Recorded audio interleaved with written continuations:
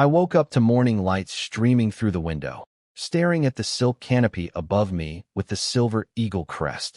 14 years. That's how long I've been living in this world. I wasn't born here. In my past life, I was a military officer on Earth. Then something happened, and I woke up as a baby in the Soulbright family, one of the 5 most powerful Duke families in the Kingdom of Clan, on a continent called Rafabranca. My father is Duke Frick Soulbright, known as the guardian of the southern border, and I'm his eldest son, the heir to everything. Old Wilson, our butler, knocked on my door with his usual perfect timing. He told me my father wanted to see me after breakfast, which was unusual. Father never called for me so formally. Something was going on. I asked Wilson about father's mood lately. He chose his words carefully, saying father had been busy. Messengers from the capital were coming more often than before. I already knew why. The old king was getting weaker, and the princes were fighting over the throne. As the strongest lord in the south, my father was someone every side wanted on theirs. After getting dressed, I looked at myself in the mirror. Dark gold hair, silver gray eyes, the Soulbright look. I'm not even 14 yet, but I'm already as tall as most 17-year-olds. Years of sword training made my body strong. Wilson mentioned my sword class in the afternoon and a new horse the riding teacher wanted to show me. I told him I'd go after my lesson. Then I asked about the patrol reports. He lowered his voice and told me they found signs of bandits near the Black Pine Forest again. Father had held a military meeting about it that lasted until late at night. That worried me. These bandits had been a problem for months. If they were just ordinary thieves, my father would have crushed them already. Someone powerful had to be backing them. After breakfast, I walked through the long hallway full of ancestor portraits and reached father's study. 8 armed guards stood outside like statues. They let me in right away. The room smelled of old paper, ink, and oak wood. 3 walls were covered in bookshelves, and the 4th had a huge map of the kingdom. Father sat behind his desk, studying a military map. His dark gold hair had threads of silver in it now. He didn't look up, just pointed at a chair and said, "Sit." I sat down and noticed the red marks on the map, border forts, key locations. The Black Pine Forest was circled, with a note beside it, "Suspected Shadow Wolf Bandit Group." Then father spoke. He said Wilson told him I'd already read most of the military and history books in the library. I nodded carefully. I'd been trying to hide how much I really knew, learning at a pace that wouldn't seem too strange. But I was still far ahead of anyone my age. Father looked up at me, his sharp silver gray eyes just like mine. He asked me a direct question. If I were a lord dealing with growing bandit problems on my border, what would I do? I understood immediately. This wasn't just a chat between father and son. He was testing me. I took a deep breath and decided to stop hiding so much. I told him I'd first investigate who was really behind the bandits. A group that survives on the border for this long either has a local noble protecting them or a neighboring power pulling their strings. Just hunting them down wouldn't solve the real problem. Father's eyebrow moved slightly. He wanted me to go on. I pointed at several noble territories on the map. If a local lord was behind it, I said, I'd cut the connection between them and the bandits first. Use political pressure. If needed, unite with other lords to punish them together. I paused and watched his face, waiting for his reaction. Father asked me, stone-faced, what I'd do if the bandits were being controlled by a neighboring power. I traced my finger along the border on the map. I told him I'd set ambushes on the main trade roads and send small groups of elite soldiers disguised as merchant caravans to lure the bandits out. Once we captured some alive, we could track them back to their base. I also pointed to the Black Pine Forest area and said I'd strengthen the defenses of nearby villages and train local militia, so the bandits would have nowhere to strike. The room went quiet. Father stared at me hard, but I didn't look away. Interesting strategy, he finally said. He pulled a wooden box from his drawer and pushed it toward me. He told me next month was my 14th birthday, and he might have to leave the territory for a while. This was an early gift. I opened the box. Inside was a beautiful dagger. The sheath had our family's silver eagle crest carved into it, and when I drew the blade, it gleamed cold and sharp. Clearly the work of a master craftsman. I thanked him seriously, running my fingers along the cool blade. Father stood and walked to the window, looking out at the distant mountains. He said I was much more mature than others my age, and that was good, because... He paused, his voice dropping lower. A storm was coming, he said. The Soulbright family needed a stronger heir. I gripped the dagger tighter. His words felt heavy, almost like he was making final arrangements. This wasn't just a birthday present. It felt like he was passing something down to me. Then his face went stern again, like that brief moment of softness had never happened. He told me to come to his study every afternoon starting tomorrow. He would personally teach me how to manage our lands and our army. For now, I should go to my sword lesson. I bowed and left. My mind was racing. The messengers from the capital, the bandits on the border, father's strange behavior. All of it was coming together like puzzle pieces, forming a picture full of danger. And I, someone carrying military knowledge from a past life, had to be ready before the storm hit. At the training grounds, the sun beat down on the stone floor, sending up waves of heat. I held my oak practice sword in the starting stance, sweat dripping down my jaw. Again, shouted Leo, one of the most famous sword masters in the kingdom. His wooden sword shot toward my left shoulder like a snake. I shifted just slightly, letting it pass an inch from me. I didn't rush to counterattack. Instead, I stayed on defense and waited. My past life taught me that patience matters more than brute force. Too passive, Leo roared, launching a flurry of strikes, his sword cutting through the air with a whooshing sound. On a real battlefield, your enemy won't let you catch your breath. 3 fierce chops came one after another. I blocked each one like I already knew where they'd land. The moment his 4th swing lost a bit of power, I switched from defense to attack.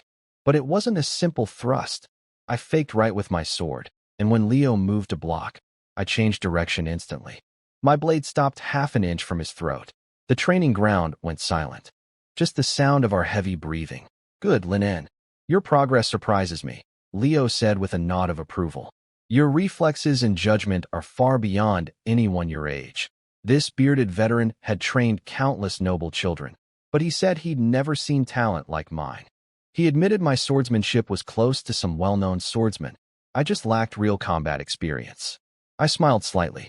I knew I was performing way above what a 14-year-old should, but there was no point hiding it anymore. If father was right about the coming storm, showing my worth mattered more than keeping my abilities secret. As the sun sank low and stretched the shadows across the training ground, I headed to the riding grounds on the east side of the castle. The air smelled of hay and horses, and I could hear hooves clicking in the distance. Linen, called Glenn, the riding master, a man in his 60s. Behind him stood a horse as black as night itself, its coat gleaming in the last light of the setting sun. This is a colt I just brought from the capital, a purebred Ulan horse. His name is Night Shadow, Glenn said, stroking the horse's mane. He has outstanding speed and endurance. He'll make a fine partner for you. Ulan horses were named after the Ulan tribe, one of the 5 great tribes of the Dos grasslands, famous for breeding the fastest and toughest horses on the continent. A full-grown Ulan horse could run up to 60 kilometers per hour, while regular war horses only managed 20 or 30. A purebred like this would cost at least 2,000 gold coins on the market. I walked up to Night Shadow and gently reached out my hand. He seemed to sense I meant no harm and nuzzled his nose against my palm. A warm feeling filled my chest. I knew this wasn't just a horse. This would be a companion on future battlefields. I decided to saddle Night Shadow myself and ride him for the first time. My hands moved with practiced ease, and soon he was fully equipped, looking even more magnificent. I climbed onto his back, took a deep breath, and felt the solid strength beneath me. With a light squeeze of my legs, Night Shadow understood.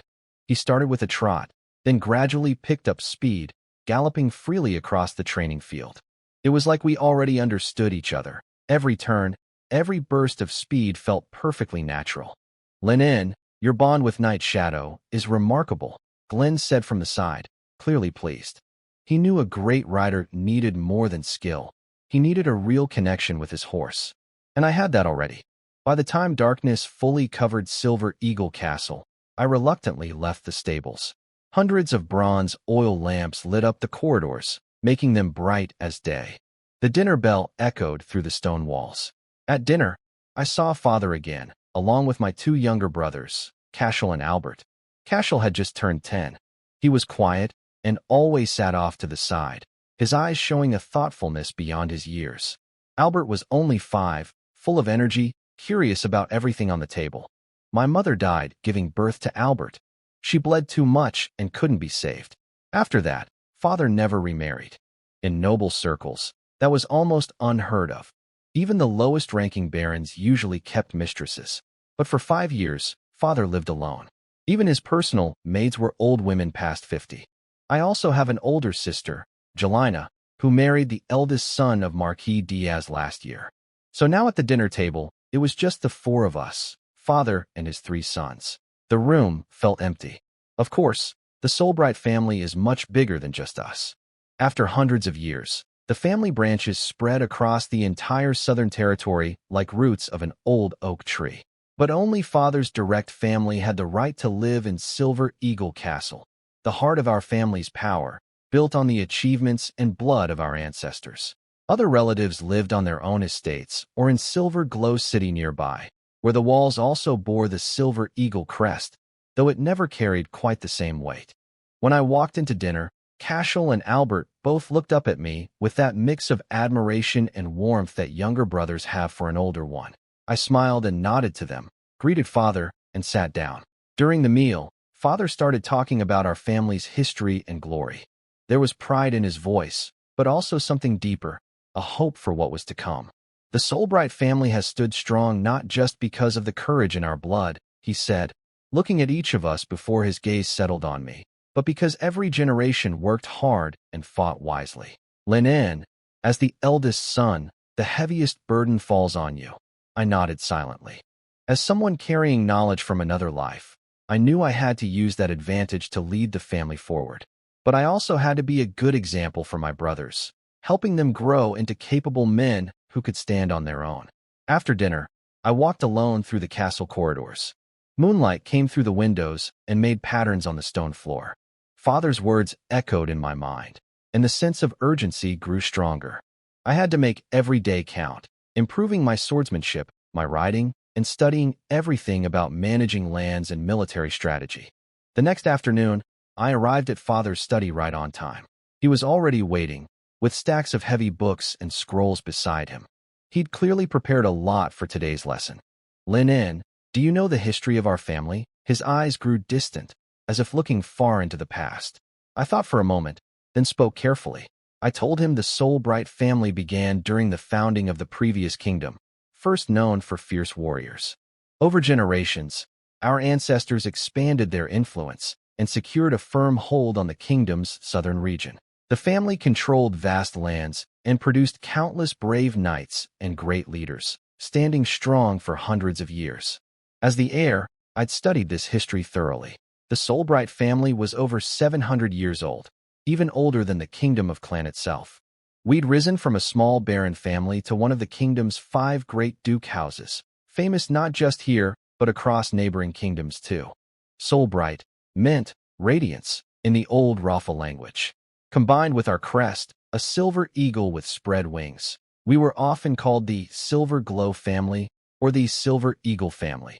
Every duke in our line carried the title Silver Glow Duke or Silver Eagle Duke. Our family motto was, "Silver wings never fall, the light burns eternal." For over 300 years, we'd guarded the kingdom's southern border. In the south, the Solbright family ruled without question. What backed that power was a standing army of over 50,000 soldiers, including the Silver Eagle Knights, a force of 5,000 cavalry. The South didn't even breed warhorses naturally, so maintaining a knight order that size was incredibly expensive. Each common foot soldier required the labor of about 10 farmers to support. Cavalry cost many times more. That alone showed how wealthy and powerful our family truly was. And that was just our private army. As the guardian of the South and one of the 5 dukes, we also had many lesser nobles under our command across the territory. In wartime, we could call on their soldiers too. That was how wars worked on this continent. Father listened to everything I said, and I caught a flash of approval in his eyes.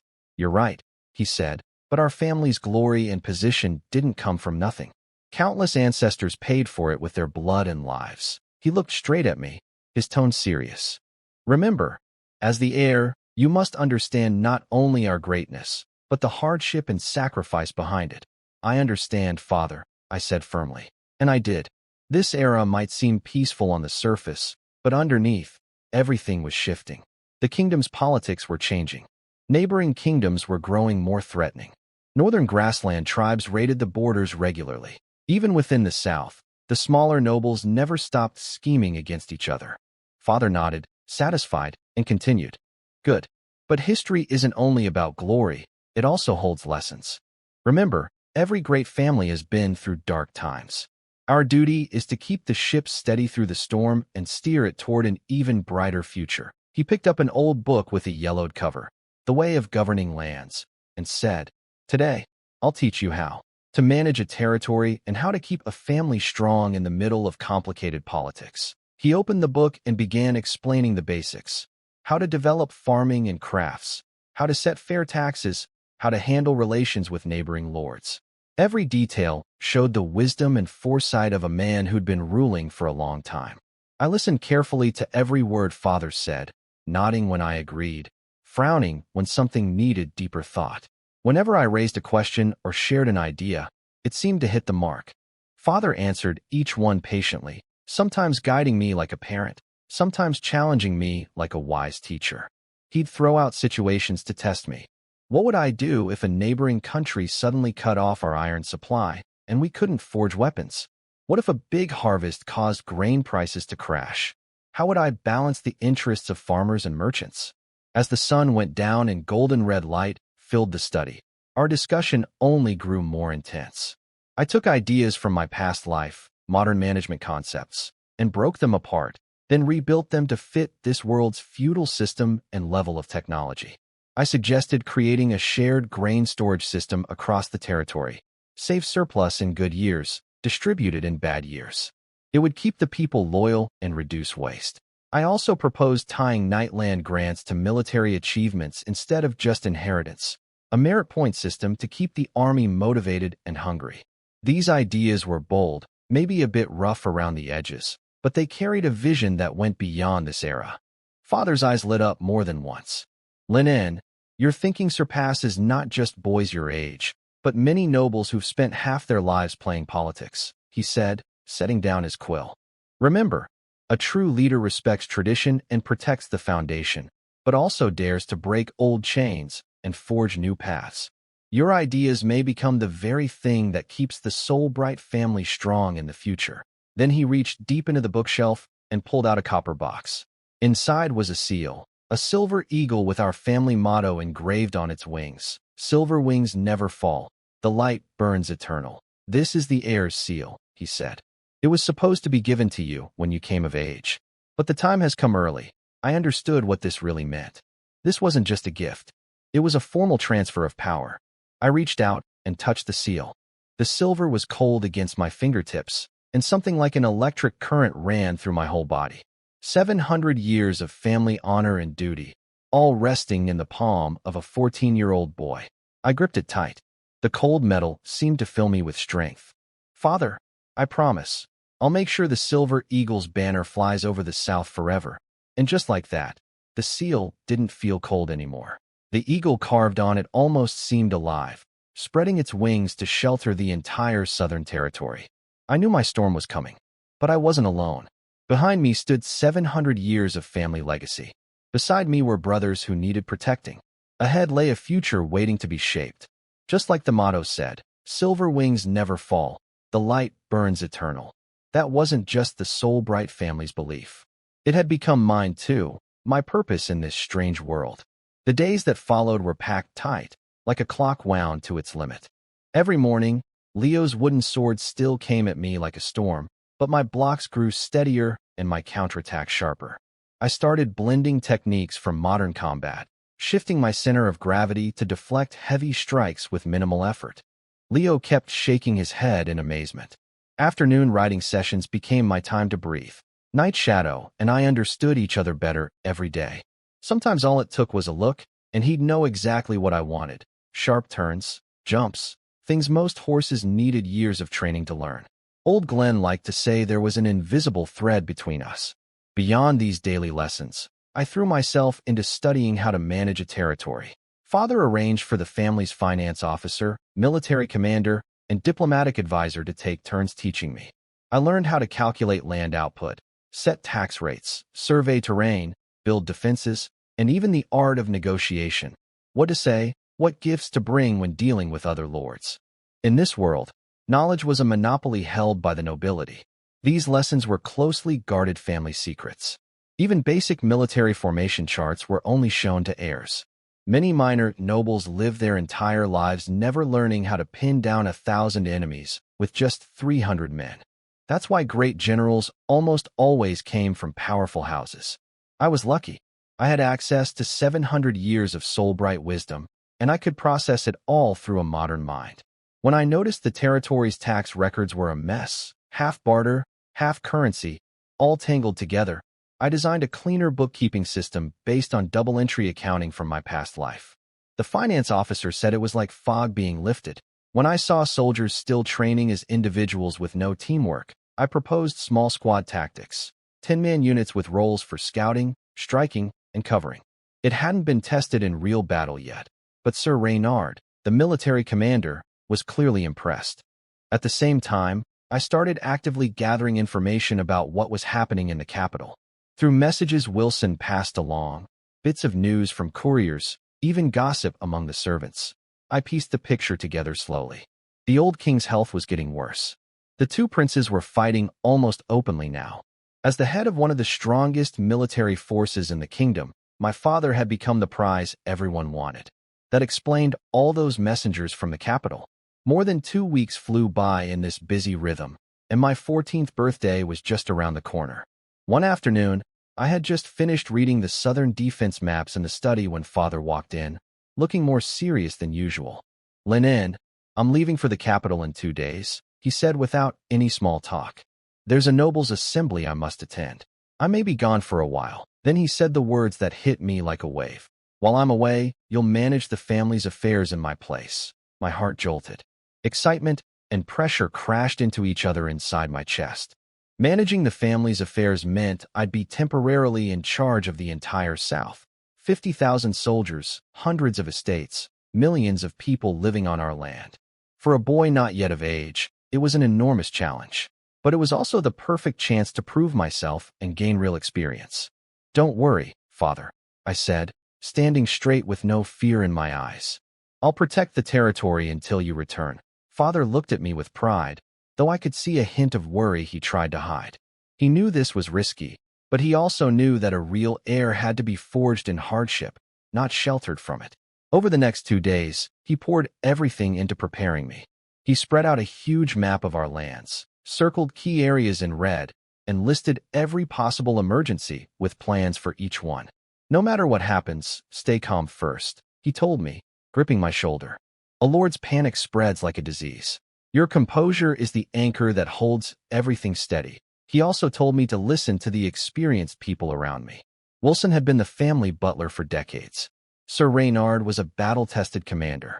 Their experience was worth more than any book. I took it all to heart. I reviewed every detail Father gave me and went to Wilson and Sir Reynard myself to ask questions. Wilson handed me thick notebooks full of the family's accounts and connections. He sighed and said, "When your father was your age, he was still struggling with his sword practice." Sir Reynard brought the latest border reports and warned me that the bandits near the Black Pine Forest seemed to be stirring again. Then, the morning before my 14th birthday, Father rode out of Silver Eagle Castle with a few hundred guards. I stood on the high platform of the castle and watched until the sound of hooves faded into the morning mist. I clenched my fists. From that moment on, I was the acting lord of the South. The first morning after Father left, I was already standing on the highest balcony before dawn. Sunrise spread across the southern plains like melted gold. Smoke rose from distant villages. Wheat fields rippled green in the breeze. Everything looked peaceful, but I knew better. Beneath that calm surface were 1,000 things that needed my attention: the farmers' harvests, the craftsmen's work, the soldiers' morale, and the dark shadows along the border. "Young master, the officials are waiting in the council hall," Wilson said behind me. He wore an even more formal suit today, his white hair combed perfectly. I nodded and straightened my collar. I'd put on the silver-blue coat with the silver eagle crest, the outfit of the soul-bright heir. It was a bit big on me, but it made me look taller and more serious. Inside the hall, over a dozen senior officials stood in 2 rows by rank. The finance officer, the agriculture steward, Sir Reynard, the diplomatic envoy, Most of them had watched me grow up. When I walked in, they all bowed, but I could read their faces. Some were hopeful, some were sizing me up, and a few couldn't hide their worry. To them, I was still a child. No one was sure I could handle this. "Please sit," I said from the head of the table, my voice steadier than they expected. "Father briefed me before he left, but I'm new to this. I'll need your guidance on many things. Now, tell me the current state of the territory. Good news or problems, speak freely." After a short silence, the agriculture steward stood first. He was a dark-skinned old man, and his voice carried some urgency. He told me they'd found locust eggs in the eastern wheat fields. The numbers were small for now, but if the eggs hatched, the autumn harvest could be in trouble. I listened carefully, asking follow-up questions when needed. Then the tax officer complained that 3 towns in the east had only paid half their taxes. That caught my attention. Those towns have always paid on time before. "Why the delay this year?" I asked, tapping my finger lightly on the table, eyes fixed on the tax officer. He shifted uncomfortably. "Well, perhaps the drought this year hurt their harvest." "Is that so?" I said, keeping my expression neutral. But inside, I was suspicious. The agriculture steward had just said the eastern wheat fields were growing reasonably well. The two stories didn't match. "Arrange it. I'll go to the Eastern Territory myself tomorrow to take a look." A stir went through the room. Nobody expected the young lord to be so hands-on. After the meeting, Sir Reynard stayed behind. This old knight, nearly 50, had a lifetime of battle scars etched into his armor. He looked at me with concern. "Young master, are you sure about going east yourself? There have been reports of bandits in that area." "It's not safe," I smiled. "That's exactly why I need to go. Father always said a lord who only sits in his castle listening to reports is like a commander fighting blindfolded. How can I make good decisions if I don't know what's really happening out there?" Reynard paused, then respect showed in his eyes. He gave me a proper knight's salute. "If your mind is made up, I'll arrange the escort. The Silver Eagle Knight's best men are ready. No need for too many," I said, waving my hand. 100 guards will do. A big group would only disturb the people. The next morning, a small, sharp column rode out from Silver Eagle Castle. I sat tall on my horse and turned down the comfortable carriage the servants had prepared. "A lord should let his people see him," I said, "not hide inside a box." The sunlight fell on me, catching my dark gold hair and silver-gray eyes. Someone said I looked like a younger version of my father. 2 days later, we reached Birch Village in the eastern part of our territory. From a distance, something felt wrong. This village should have been full of life in the middle of summer, but it looked almost dead. Only a few people worked the fields. Several farmhouses had holes in their thatched roofs, exposing blackened wooden beams underneath, like gaps in an old man's teeth. When the villagers spotted our banner with the silver eagle, they rushed to kneel on the ground, pressing their rough hands into the hot dirt. I jumped off my horse and looked around. The villagers' faces were thin and yellow. Children's ribs showed through their torn clothes. The adults looked at me with fear more than respect. I helped an old man to his feet. His arm felt like a dry stick under my fingers. I asked him about the harvest and why they hadn't paid their taxes. His eyes darted nervously toward a closed-up house at the edge of the village. His lips trembled for a long time before he managed to say, "My lord, we didn't mean to fall behind. It's just," but he couldn't finish. The words died in his throat. Then we heard stumbling footsteps. A young man came running toward us, covered in blood, his shirt slashed open with wounds underneath. "My lord, please help. The Black Mountain Bandits attacked Mill Village. They took more than a dozen young people." My heart sank. The Black Mountain Bandits had been hiding in the eastern hills for years, but they usually only raided in winter when food ran low. It was harvest season now. Why would they suddenly attack? "How many?" I asked. "Hundreds. A whole swarm of them." The young man gasped, shaking all over. Captain Wagner stepped forward immediately. "Young master, we're too far from Silver Eagle Castle. We should go back, gather more troops, and then act." "There's no time," I said sharply, and swung myself onto my horse in one clean motion. "We ride to Mill Village." Now, Wagner didn't argue. Truthfully, if it weren't for worrying about my safety, he would have already charged ahead with his sword drawn. Our 100 guards were all elite soldiers. Even without heavy armor, their light plate could stop stray arrows, and their horses were far better than ordinary war horses. 300 bandits might outnumber us, but against trained fighters like ours, they were nothing but a mob. We galloped toward Mill Village. Along the way, we kept running into fleeing villagers, their clothes soaked in blood. They cried out about what the bandits had done, cutting down anyone in their path, stealing everything they could. One old man had been beaten to death just for refusing to hand over his grain. When we reached Mill Village, I gripped my reins so hard my knuckles went white. Houses were burning, black smoke blocking out half the sky. Wounded people lay groaning on the ground. Blood and broken limbs mixed into the mud. Women and children were screaming. The sound cut into me like needles and scattered the crows from the treetops. Which way did the bandits go? Wagner grabbed a villager who was struggling to stand. The man had a deep gash on his arm, blood dripping through his fingers. East. The mountain road, he said through clenched teeth. They took prisoners. They're moving slow. Everyone listen. My voice cut cold and clear through the smoke. Full pursuit. The guards were surprised by how decisive I was, but not a single one hesitated. Their battle cry shook the ground. We followed the bandits' trail for several miles until we spotted them on an open stretch of land.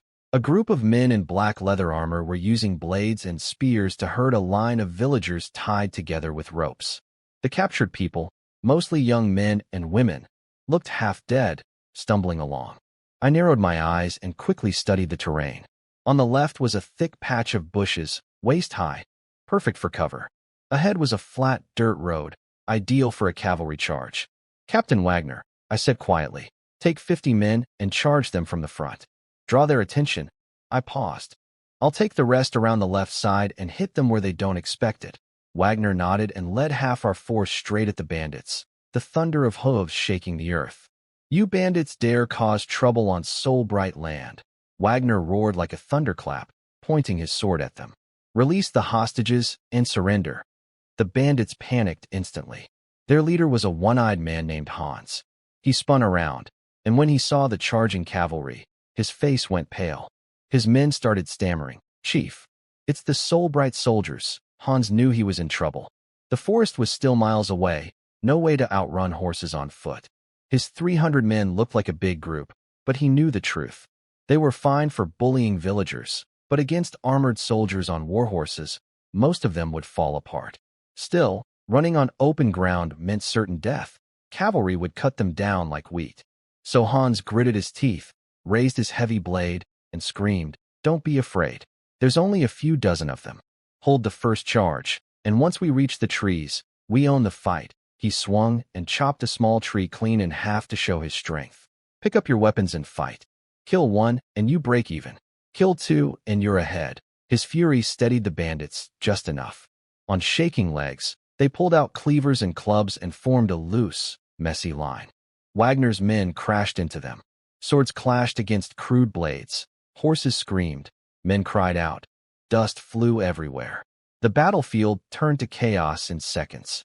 I crouched low on my horse, leading my group through the bushes along the left side, silent and unseen. I watched the fight like a hawk, scanning for the weak point. The bandits' line looked thick, but it was held together by nothing but raw panic. One hard push in the right spot, and it would collapse. The moment came fast. Wagner knocked a bandit's shield out of his hands, and a gap opened in their line, just for a heartbeat. Charge! I swung my sword, the blade catching the sunlight. 50 riders burst from the bushes like arrows from a bow, hooves smashing stones and shaking the ground. The guards' swords gleamed cold and sharp. The bandits never saw us coming from the side.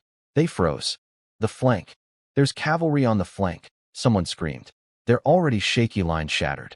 Some threw down their weapons and tried to run, tripping over others, making the chaos even worse. Hans saw it all falling apart. His eyes went red with rage. He knew it was over, but he kept swinging his massive blade, cutting down 2 of my guards who rushed at him, screaming, "Fight them! Fight to the last!" But Hans's resistance was pointless now. My riders cut into the bandits' formation from the side like a silver blade, trapping them between us and Wagner's men from the front. I went straight for Hans. He swung his heavy blade at me, but I dodged, twisted my wrist, and wrapped my sword around the back of his weapon. One firm push, and his hands gave out. His blade hit the ground with a clang. Before he could blink, my sword point was at his throat. Surrender or die? My voice came out colder than the steel. Hans looked into my eyes, saw I meant every word, and collapsed to the ground. I surrender. Once the others saw their leader give up, they threw down their weapons and dropped to their knees. The fight ended faster than I'd expected. Treat the wounded villagers first, I ordered immediately, then jumped off my horse and went to the captured villagers myself. I cut their ropes with my own hands. You're safe now, I told them. They stared at me, this boy barely older than their own children, and saw the calm and care in my eyes. Then they broke down crying. One man fell to his knees, pressing his forehead to the dirt. Thank you, my lord. You've given us our lives back. I helped him up and said firmly, from now on, I won't let any bandits touch your villages. Again, I told Wagner to write down every villager's name, cancel their taxes for the year, and send grain and medicine from the castle to care for the injured. Then I stood on a small hill, watching my guards clean up the battlefield. The lightly wounded ones bandaged each other without complaint. Report, I said. Wagner knelt on one knee, blood dripping from his armor into a dark stain on the ground. 210 bandits killed, 135 captured, including their leader. None escaped. I looked at the distant mountains. Something about this whole thing felt wrong. These bandits were hiding something bigger than simple raids. And our losses? Only 3 men lightly wounded, my lord. I wasn't surprised. The gap between our soldiers and those bandits was enormous. The only reason we had any injuries at all was that we'd come on a routine trip wearing light armor instead of full knight's plate. In heavy armor, their rusty weapons couldn't have scratched us. I took a deep breath. The air still smelled of blood and smoke. Send the wounded back to the castle. Have Wilson arrange the best doctors. Then I added, and pass my order. Every man who fought today gets 1 gold coin. The wounded get double. Wagner's head snapped up, eyes wide. 1 gold coin was half a year's pay for an ordinary knight. Enough for a common family to live comfortably for a whole year. This fight had been easy for them, and they were getting a reward like this? Young master, isn't that too generous? I gave a thin smile. Wagner, do you know how much flour 1 gold coin buys? About 1,000 pounds, right? I nodded, looking at the guards working on the field. 1 coin keeps a family fed for a year. These men bled for the sole bright name. They deserve to be rewarded properly. I looked straight at him. Remember, loyalty should never come cheap. That was something I understood from my past life. Power comes from the people who fight for you, and you keep them by showing you value their sacrifice. When Wagner announced the reward, the battlefield went silent for a moment. Then it erupted. A young guard, face streaked with blood, drove his sword into the dirt, dropped to one knee, and shouted, "For Lord Lin In. For the glory of the Soul Bright family. For Lord Lin In." 100 voices roared together, armor clashing like thunder rolling across the plains. I watched quietly.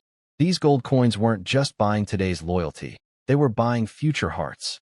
Once word spread across the territory that Lin In treats his people well, my foundation would grow stronger and deeper. But there were more pressing matters. "Bring me the bandit leader," I said, my voice going cold as ice. Hans was dragged over by 2 knights, his armor stripped away, showing a scarred body.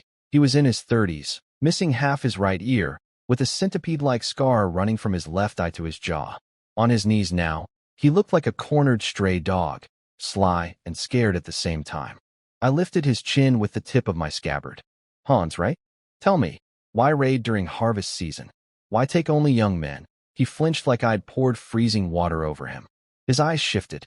He swallowed hard and said nothing for a long time. My lord," he licked his cracked lips. "We were just short on food." I struck Hans across the face with the flat of my scabbard. He toppled sideways, blood trickling from his mouth. "Liar," I snapped, pointing the scabbard at his throat. "You barely took enough grain to feed 20 men, yet you kidnapped 37 able-bodied villagers. Do you think I'm stupid?" I leaned in close, my shadow swallowing him whole. "Last chance. Tell the truth, or I'll show you what it means to wish you were dead." Hans shook violently. He swallowed and whispered, like he was afraid someone else might hear. "My lord, if I talk, will you let me live?" I narrowed my eyes. "That depends on whether your information is worth a life." He took a shaky breath, then said in a voice barely louder than a whisper, "We found an iron mine in the northern slopes of Black Mountain." My heart jumped. Iron, the one thing the South lacked most. Every year, Our family spent tens of thousands of gold coins buying iron ore from the north. It ate up nearly 20% of our budget. A new mine on our own land would be as valuable as winning a major battle. Keep talking, I said, keeping my voice steady even though my grip on the sword had tightened. Hans spilled everything. He said there, Big Boss, needed workers to dig the ore, and that's why they'd been kidnapping young men. He begged me to understand it wasn't his idea. I thought for a moment, then turned to Wagner. What's the closest family garrison? The 4th Infantry Regiment, stationed at Maple Town. About 15 kilometers from here. I took off my ring, the one with the silver eagle crest, and handed it to Wagner. Send 2 of your fastest riders. Tell the 4th Infantry to march here immediately. Light gear, and bring plenty of rope and chains. I paused. Also, send a group to escort these prisoners back to Silver Eagle Castle. Have Wilson send a few mining officials out here as fast as possible. Wagner took the ring and went to work. Then I turned back to Hans, who lay crumpled on the ground. I looked at him the way a hawk looks at a mouse. Want to live? He nodded desperately, banging his forehead against the dirt. Yes, please, my lord. I pressed my sword tip down just enough to force him upright on his knees. Good. Then cooperate. Tell me everything. The exact location of the mine, your total numbers, your camp's defenses, and your so-called big boss. Who is he? How many men does he have? Who does he deal with? Leave nothing out. I let the threat hang in the air. Don't try anything clever. I have ways of making you talk, and you wouldn't enjoy any of them. The fear broke him completely. He poured out everything he knew, trembling the whole time. The mine was deep in the northern slopes of Black Mountain, hidden behind dense forest. They'd stumbled on it by accident. Their boss was a man named Roll, ruthless and cunning. In total, they had about 900 men. 300 had come on this raid. The other 500 or so were still at their base camp. Roll's plan was to use the kidnapped villagers as slave labor to dig the ore, then secretly sell it to nobles in other regions in exchange for food and weapons, growing his power. By the end, Hans's face was white as paper. He knew confessing made him a dead man walking, but staying silent meant dying right now. I already had a plan forming in my mind. The iron mine was a huge stroke of luck for the Solbright family, but wiping out the remaining bandits and safely securing the mine would require careful steps. Wagner, I said quietly, tell the men to rest here. We move once the 4th Infantry arrives. Wagner gave the order. The guards quickly got to work, checking weapons, feeding the horses, all of them alert and ready for what came next. I sat down with Wagner and a few veteran guards in the shade of a tree to plan our attack. Every word Hans had said was written on parchment. If Hans is telling the truth, this mine could be significant, I said, looking around at my men. We need to act fast before any word leaks out. One of the older guards spoke up. Young master, I'd suggest sending a small team ahead under cover of darkness to scout the mine and their camp. Meanwhile, the main force surrounds them. Hit them all at once. Leave no one to escape. I nodded. Good plan. Speed and secrecy are everything. We can't give them time to react. I looked at Wagner. You'll coordinate the entire operation. Every step follows the plan exactly. Yes, my lord, Wagner said with a bow. As the sun sank and the sky turned dark, Black Mountain loomed in the distance like a crouching beast. Then I heard the rapid beat of hooves. The 4th Infantry had arrived. Their commander, Garcia, was in his 30s, tall, strong, with sharp eyes full of a soldier's courage and loyalty. His silver armor gleamed, and his chestnut warhorse was impressive. Everything about him said this was a man who'd seen real battle. Lord Linen, the 4th Infantry is here at full strength. Awaiting your orders. Garcia dismounted and saluted me crisply. I stood and looked over his troops. Despite the long, hard march, their lines were tight and their armor clean. This was a unit that could fight. With them here, this operation was as good as certain. Commander Garcia, perfect timing, I said, and quickly explained the situation. I need your men to help wipe out the Black Mountain bandits and secure the iron mine they found. Garcia's eyebrows rose, clearly surprised about the mine. But he snapped to attention immediately. Yes, Lord Linen. The 4th Infantry will give everything we have. We huddled together and finalized the plan while the last light faded. Wagner would lead a small scout team to sneak ahead and check the mine area. The main force would follow Hans's directions and creep close to the bandit camp. Once the scouts reported back, We'd attack in the dark and finish it in one strike. Wagner and his scouts disappeared into the night. I led the main force behind them, our footsteps soft as cats, only the faint clink of armor breaking the silence. Meanwhile, deep in Black Mountain, the bandit boss Roll was pacing nervously in his tent. He was a big man, built like a bear, with an ugly scar running from his eyebrow to his cheekbone. The firelight made him look even more menacing. "Where the hell is Hans?" he cursed, clenching his fists. Something about Hans being late made him uneasy, though he couldn't say why. One of his men tried to calm him down, joking that Hans had probably found a woman in the village and lost track of time. The others laughed and agreed. Roll relaxed a little. He knew his men, stuck on a mountain with nothing but drinking and gambling. Of course they'd take any excuse to have fun. Hans was his best lieutenant and usually reliable. Roll had only sent him to grab villagers because they needed miners for the iron ore, and he wasn't about to make his own men do that kind of backbreaking work. "Fine, get out." Roll waved them away. "When Hans gets back, send him to me." They left, and the tent flaps swayed in the wind, shadows flickering on the canvas. By then, we'd already crept to the outer edge of their camp with Hans guiding us. The sentries along the way never stood a chance. The 4th Infantry scouts took them out silently, one by one, with an arrow or a knife before they could make a sound. The hideout was incredibly well hidden. Black Mountain was tall, thick with forest, and full of winding paths. Without Hans leading us, we could have searched for days and never found it. Now I understood why every previous attempt to hunt these bandits had failed. In terrain like this, they could resist briefly and then vanish into the trees. I raised my hand, and the column halted. Through gaps in the leaves, moonlight revealed the glow of campfires ahead, the heart of the camp. I stood on a hidden slope and looked down. The camp sat in a narrow valley, surrounded by mountains like a stone held in a giant's fist. Crooked wooden fences circled a few dozen tents. Patrol guards wandered lazily with weapons slung over their shoulders, dragging their feet. They weren't taking security seriously at all. "They have no idea we're here," Garcia whispered, hand on his sword, eyes sharp and cold. I nodded. Pass the word, total silence.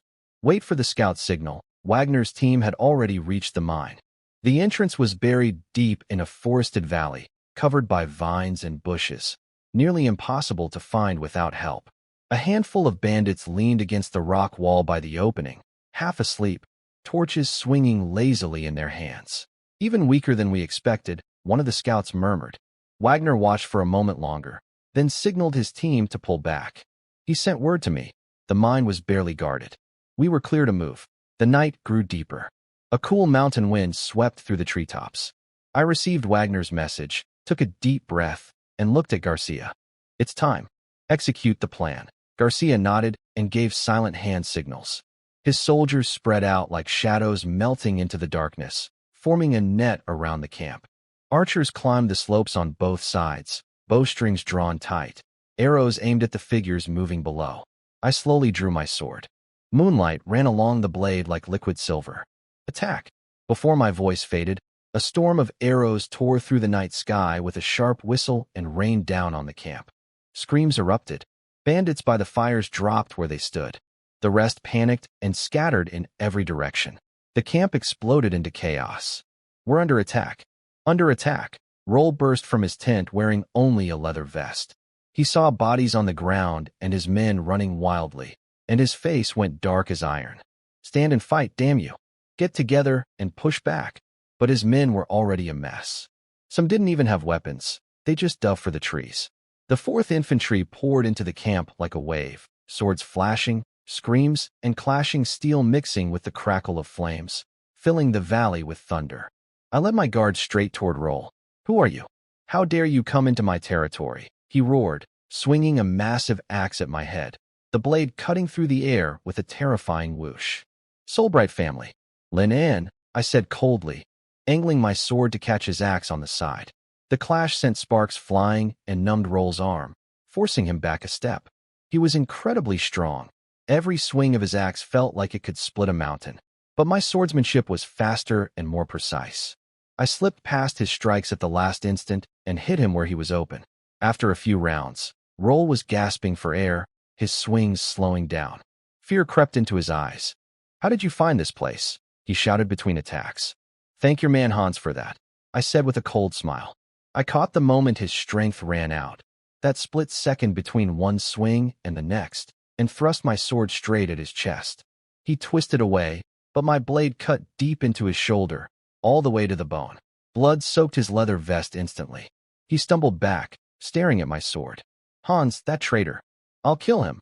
You won't get the chance, I said, stepping forward, my sword pointed at his throat.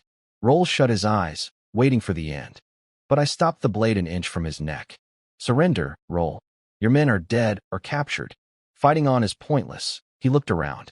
The 4th Infantry had taken the entire camp. His remaining bandits were on their knees with their weapons on the ground. His axe dropped with a heavy clang. I surrender. The fighting ended quickly. By the time the first gray light of dawn appeared, I stood on a hilltop watching the soldiers below, burying bodies, collecting weapons, counting supplies. Everything moved with trained efficiency. Wagner ran up to me, excited. Young master, total victory. Except for a handful who escaped into the forest, every bandit is either dead or captured. The iron mine is secured, I nodded. Keep the mine quiet. If word gets out, other powers might try to interfere. Garcia stepped forward and saluted. I'll post guards at the mine entrance. Nothing will go wrong with you handling it. I'm not worried, I said. Our losses were light. Around 20 wounded, only 2 killed. We'd had the element of surprise, and the 4th Infantry was elite. Against a disorganized mob, this result was expected. Morning light filtered through the trees onto the wrecked camp. I stood in front of the seized treasure. Over 1,000 gold coins gleaming in wooden chests, more than 20,000 silver coins stacked neatly in cloth sacks, and a small mountain of over 500,000 copper coins. Years of bandit raids, all piled up here. Wagner kicked a heap of rusty swords at his feet. Young master, these weapons. They were garbage, chipped blades, loose handles, nothing compared to what our own workshops produced. I picked up a notched sword and flicked the blade. It gave a dull hum. Melt them all down back at Silver Eagle Castle. Then I turned to the clerk keeping records. As for the coins, the entire camp went quiet. Every soldier stopped what he was doing and held his breath, watching me. I looked around and smiled. Divided all among the men who fought. The total came to roughly 2,000 gold coins, a bit more than 1 coin per man. A small price to win their hearts. The camp erupted. Soldiers hugged each other, stamped their boots, pounded their armor. Even the grizzled veterans pumped their fists. Long live Lord Lin In. May the Soulbright family stand forever. Garcia dropped to one knee, his iron gauntlet thumping against his chest plate. Lord Lin In, the 4th Infantry swears to serve you to the death. Behind him, every soldier knelt. Thousands of eyes burned with fierce loyalty, brighter than any campfire. I raised my hand for silence. My voice wasn't loud, but it reached everyone. You earned this with your blood and courage. The Soulbright family never shortchanges the warriors who fight for it. I paused, my gaze falling on the 2 bodies covered with our family banner. The fallen will receive double compensation. Their families will be under the family's protection forever. The cheering surged again. Some men actually cried. In this era, most lords were stingy. Finding one this generous felt almost impossible. Wagner leaned in close and whispered, "Young master, that money could buy an entire estate." I watched the celebrating soldiers and said quietly, "Do you know why the Soulbright family has lasted 700 years?" I pointed at those joyful faces. Because their loyalty is worth more than any amount of gold. The first real sunlight broke through the trees, warming the scarred valley like a gentle hand. Then Sir Reynard arrived with several mining officials behind him.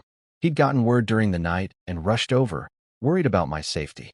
When he saw the Silver Eagle banner flying over the valley and the prisoners under guard, the tension finally left his face. "Lord Lin In," he called out, striding toward me. This veteran knight, past 50, still had morning dew on his armor. His eyes were wide with surprise and admiration. "You cleared out the Black Mountain bandits in a single night and captured the iron mine? This is extraordinary." I smiled and stepped aside to avoid his bow. "The credit goes to the soldiers of the 4th Infantry. Commander Garcia and Captain Wagner did the real work." Reynard clapped me hard on the shoulder, his calloused palms scraping against my armor. "Well done. Eliminating this threat and gaining an iron mine. The family's strength will grow even greater." I nodded and lowered my voice. The iron mine must stay secret. The South already lacks iron. If word gets out, enemy forces might try to sabotage it. Sir Reynard's expression turned serious. I'll personally pick trustworthy men to guard the mine. You have my word. I looked over at the captured bandits, tied together in a line, shivering in the sunlight. What do we do with them? Reynard's eyes went cold. Normally, bandits are either executed publicly or made into slaves. But since we need workers for the mine, we could put them to hard labor. Let them pay for their crimes with sweat. I thought about it and agreed. Fair enough. Let them work off their debt. Just then, a soldier ran up and knelt. Lord Lenin, we found people locked in a cellar under the camp. Captured civilians. I frowned. Take me there. The cellar was dark, damp, and stank of mold and sweat. When we pulled back the heavy wooden boards, dozens of ragged figures huddled in the corners, young men and women alike. They flinched from the light, eyes full of terror, like people who had given up on ever being free again. My heart sank. I walked forward slowly and spoke gently. Don't be afraid. We're the Soulbright Army. The Black Mountain Bandits are finished. You're free. Silence first. Then sobs and shaky cheers broke out. A young man threw himself at my feet, trembling. Thank you, my lord. I thought I'd never see the sun again. Others knelt and pressed their foreheads to the ground. I told them to go with the soldiers, rest, eat, and drink something. I'd arrange for them to be sent home. These people hadn't been held long enough to learn about the mine, so there was no risk of the secret leaking. And according to roll, only a few top leaders and the mine guards knew about the iron. Ordinary bandits had no idea. That put my mind at ease. Watching them stumble out into the daylight, my face stayed grim. These bandits hadn't just stolen goods, they'd stolen people. Unforgivable. These animals terrorized the villages for years, Reynard said behind me, his voice thick with anger. At least we've pulled them out by the roots. I told him to record where each freed person came from and send them home. For those with no home left, we'd settle them in villages near the castle and give them land and seeds to start over. I then told Garcia to set up a temporary camp in the valley, strengthen the defenses, and prepare for mining once the officials finished surveying the ore. With everything arranged, I headed back to Silver Eagle Castle with Reynard and Wagner. Mining was a long-term project. Right now, the territory's daily business was waiting for me. Back at the castle, I had the maids draw a hot bath. Summer sweat mixed with battlefield blood and dust had left me filthy. Sinking into the lavender-scented water, I finally felt the exhaustion drain away and my tight nerves loosen. I changed into clean clothes and walked into the dining room. The table was loaded with food, sizzling steak, golden roast chicken with rosemary, honey-drizzled salad, fresh bread still warm from the oven, and a bottle of aged red wine that glowed like a ruby. My two brothers were already waiting. Cashel, 10 years old, sat straight in a new linen coat, barely hiding his excitement. Albert, just 5, was swinging his legs and playing with a silver spoon. The moment he saw me, he tossed the spoon and ran over. Cashel stood up too, eyes shining. Big brother, Wilson told us you wiped out the Black Mountain Bandits last night and found an iron mine. Is it true? I smiled, ruffled Albert's hair, kissed his cheek, and sat down at the head of the table. It's true. But the soldiers did the real fighting. Commander Garcia and Captain Wagner deserve the credit. Wow. Big brother is amazing. Cashel slapped the table with excitement. Albert joined in with happy babbling, clapping louder than anyone. During the meal, I shared some of the less bloody details, how we surrounded the camp at night, how the soldiers charged in, how the archers hit their targets perfectly. Cashel listened without blinking, his fork frozen in midair, completely lost in the story. Albert didn't understand much, but every time I mentioned soldiers charging, he waved his little spoon and yelled, "Charge," which made me laugh. Big brother, when I grow up, I want to lead soldiers and protect our family, just like you. Cashel suddenly put down his fork and clenched his small fist, eyes full of dreams. I'll learn the best swordsmanship and be as brave as the Silver Eagle Knights. I set down my wine glass and looked at him seriously. Being a great knight takes more than sword skills. I reached over and gently tapped his chest. What matters most is what's in here. A straight heart, the courage to protect the weak, and understanding the weight of responsibility.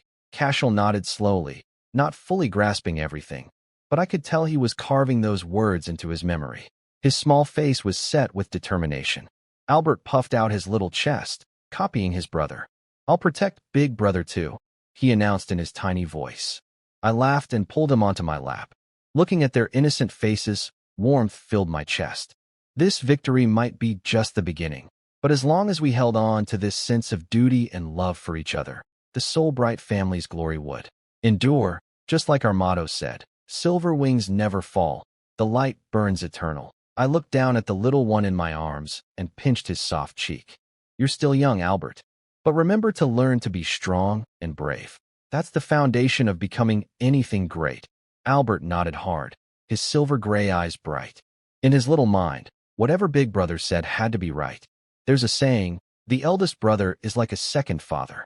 After our mother died, Father was often too busy with family duties to look after my younger brothers. That job fell to my sister Jelena and me. When Jelena married last year, it all landed on my shoulders alone. Watching Cashel grow from a shy little boy into a young man standing tall, and seeing Albert go from a baby to a child running around on his own 2 feet, it always warmed my heart. I never worried about my brothers threatening my position. Under this continent's inheritance laws, I was the undisputed first heir, and Father had been grooming me as the future lord for years. Brothers are your strongest allies. I'd already made up my mind to raise Cashel and Albert into capable men who could stand beside me and support me when it mattered. After the meal, I took my brothers for a walk in the castle garden. Late summer had the place bursting with life. Roses and lavender competing for attention, butterflies dancing between the flowers, sweet scents floating in the warm air. Cashel walked on my left, brushing his hand against drooping flower branches. Albert held my hand, his short legs moving fast, humming a tuneless little song. "Big Brother, will the iron mine really make our family stronger?" Cashel stopped and looked up at me with curious, hopeful eyes. I smiled and nodded. "Of course. Iron is a precious resource. With it, we can forge better weapons and armor. Our army will become much more powerful." Albert nodded along seriously, even though he barely understood. "But it all takes time and patience," I added, my expression growing serious. "Mining iron isn't simple. It needs careful planning, and we have to stay alert for anyone who might try to interfere." Cashel's face turned serious too. He clenched his fist. "Don't worry, Big Brother. I'll train hard in swordsmanship and riding. When I'm older, I'll help you protect the mine and our family." "Me too," Albert piped up, squeezing his tiny fist tight. I was touched by their innocence and determination. I reached out and ruffled both their heads. "Good. We'll work together for the family's glory and future." A few days later, news from Black Mountain had everyone in Silver Eagle Castle buzzing with excitement. The mining officials had finished their survey, and the results were beyond anything I'd hoped. The mine was enormous, a massive open-pit deposit with veins stretching far and wide. The quality of the ore was much higher than expected. I read the report with barely contained joy. This was a gift.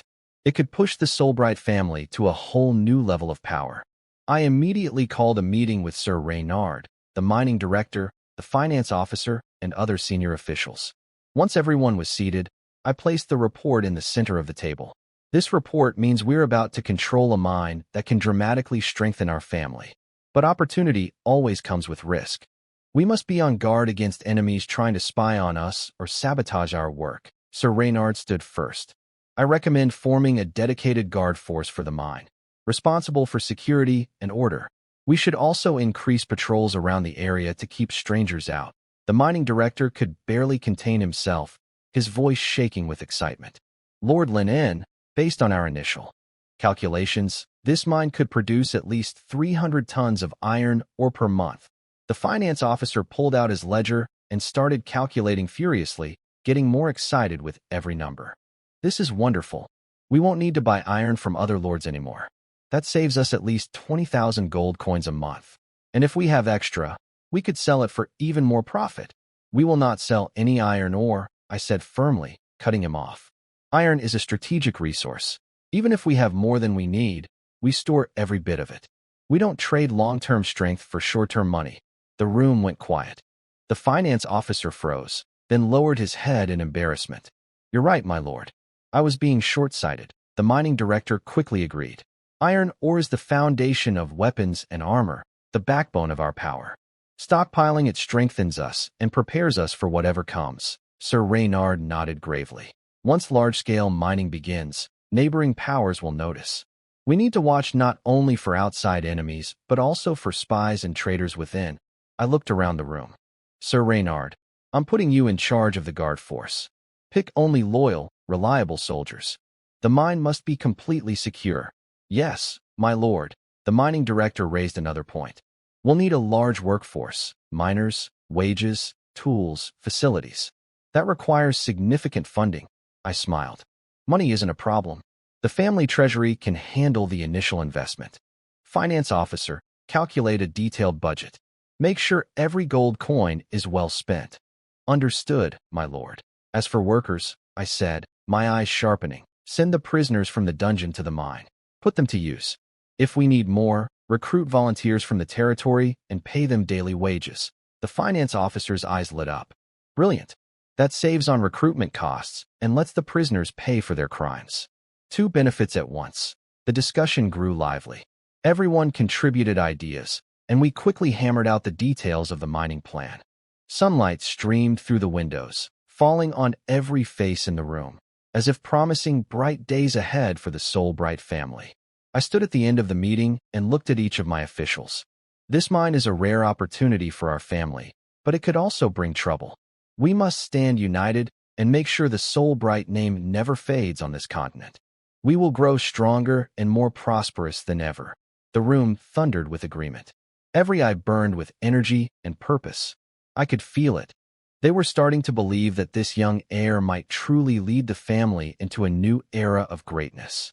The weapons workshop sat in the northwest corner of Silver Eagle Castle, glowing red from dozens of furnaces that never went out. I walked through in my silver-blue cloak, boots crunching over iron scraps on the floor. 3 thick stone walls separated this area from the rest of the castle, and armed guards watched every person who came near. This was the heart of our family's military power. No room for carelessness. Barrett, the workshop manager, came running when he heard I was there. He was a big man in his 40s, arms thick with muscle under a coal-dusted apron. A nasty scar covered his left eye, a furnace explosion 10 years ago. He tried to warn me about the smoke and dust, but I waved that off. Over 100 blacksmiths were hammering away inside, the rhythmic clanging filling the whole building. Apprentices rushed between them carrying glowing hot iron, sweat cutting bright lines down their dark faces. Nobody dared stop to rest. This place is the family's foundation, I told Barrett. That's exactly why I need to see it myself. How much can you produce each month? He wiped sweat from his forehead with a coal-blackened hand. 200 sets of quality armor, 500 longswords, 300 spears, 200 longbows with arrows, and other equipment. Every piece passes 3 inspections. I walked to the finished products area and ran my fingers along a row of gleaming sword blades. The silver eagle crest shone in the firelight. The craftsmanship was impressive, a real source of pride. But I knew it wasn't enough for what was coming. Take me to the warehouse, I said. Behind 3 heavy iron doors, the air smelled of oil and leather. Hundreds of equipment sets lined the oak shelves. Barrett took down a breastplate and tapped it. This batch uses double-layer forging, 20% lighter, 30% stronger. It's the new gear for the Silver Eagle Knights. I examined it closely. With the iron mine coming online, the workshop's output had to grow to match our military needs. Barrett, I turned to face him directly. I need you to increase production 5-fold within 6 months. F5 times? His eyes went wide, and he actually stepped back. You're not joking, are you? He explained that our workshop already outproduced almost every lord in the kingdom except the royal family and the other great dukes. Multiplying that by 5.5 a year was nearly impossible. Skilled blacksmiths couldn't be trained overnight, and the biggest bottleneck was iron ore. Our monthly supply barely covered current needs. I let him finish, then smiled. I know it's a huge challenge, but the workshop has far more potential than you realize. I paused. As for iron ore, don't worry. The family just discovered a massive mine at Black Mountain. It'll be producing soon. Supply won't be a problem. What? Barrett's shock turned to pure excitement. He slapped his thigh so hard the sound echoed. If that's true, then we actually have a chance. Now, about the craftsmen and money, I continued. For workers, we do two things: recruit apprentices from villages across the territory for training and switch to an assembly line system to boost efficiency. As for funding, the family will back it fully. Whatever the workshop needs for expansion and new tools, it gets. Assembly line? Barrett frowned. He'd never heard the term. On this continent, a single blacksmith handled every step of making a weapon from start to finish. That was just how it was done. I explained patiently. You break the production of one piece of equipment into separate steps. Each worker handles only one step. For a long sword, one person forges the blade, another sharpens the edge, another engraves the crest. Each person repeats what they're best at, so they get faster and better. And the simpler steps can be given to apprentices, which cuts training time dramatically. Barrett's eyes grew wider with every word. I could almost see the vision forming in his mind. Workers at stations, each focused on one task, operating like gears in a machine, equipment rolling out steadily and efficiently. Lord Lin, this is genius. He dropped to one knee, voice trembling with excitement. With this method, forget 5 times. I'd be confident doubling that. I helped him up and looked out at the flickering furnace light through the window. His reaction didn't surprise me. Reforming the workshop was just the first step. When a reliable iron supply met efficient production methods, output would skyrocket. With the assembly line approach and enough raw materials and workers, multiplying production 5 times, 10 times, or even more wasn't just possible. It was inevitable. The mine wasn't producing yet, and training new workers would take time.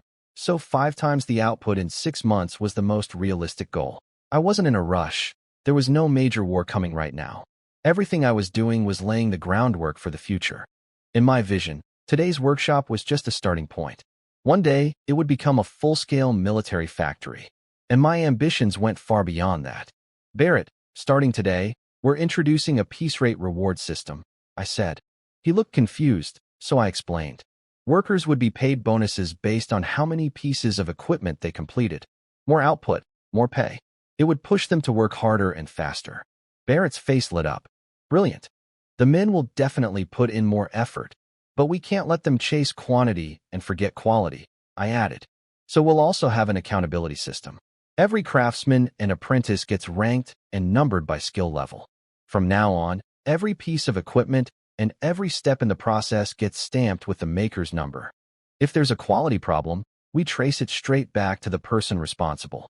No exceptions. This was borrowed from the ancient Qin dynasty in my past life.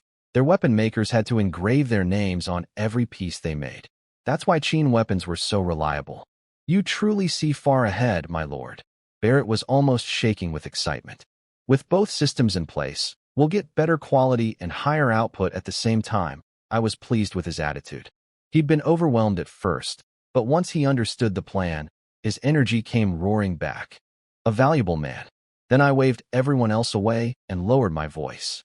There's one more thing.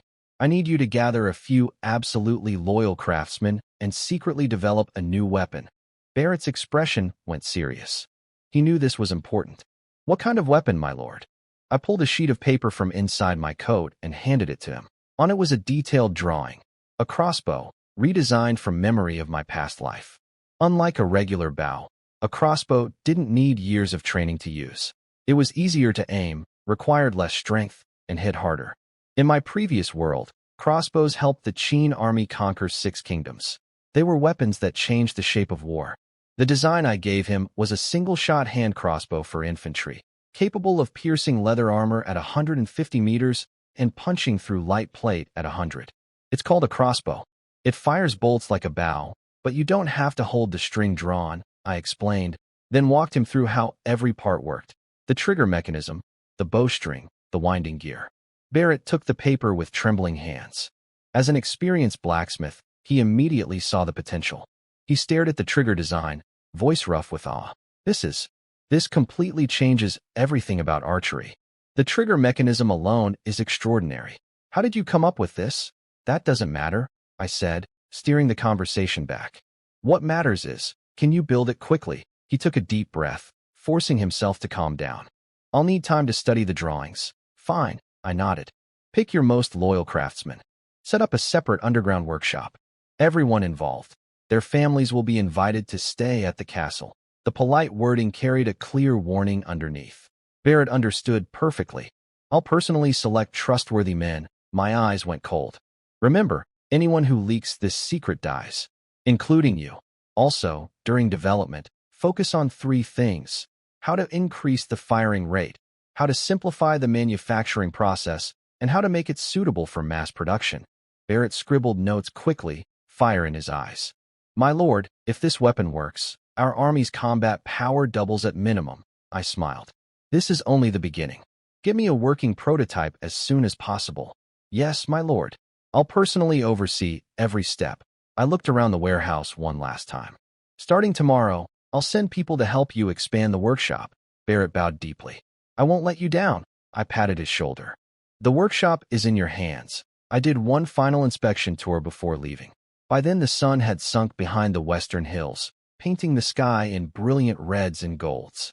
Standing on the castle's high platform, watching distant lights flicker to life across the territory, my mind was already racing ahead. The assembly line was just step 1.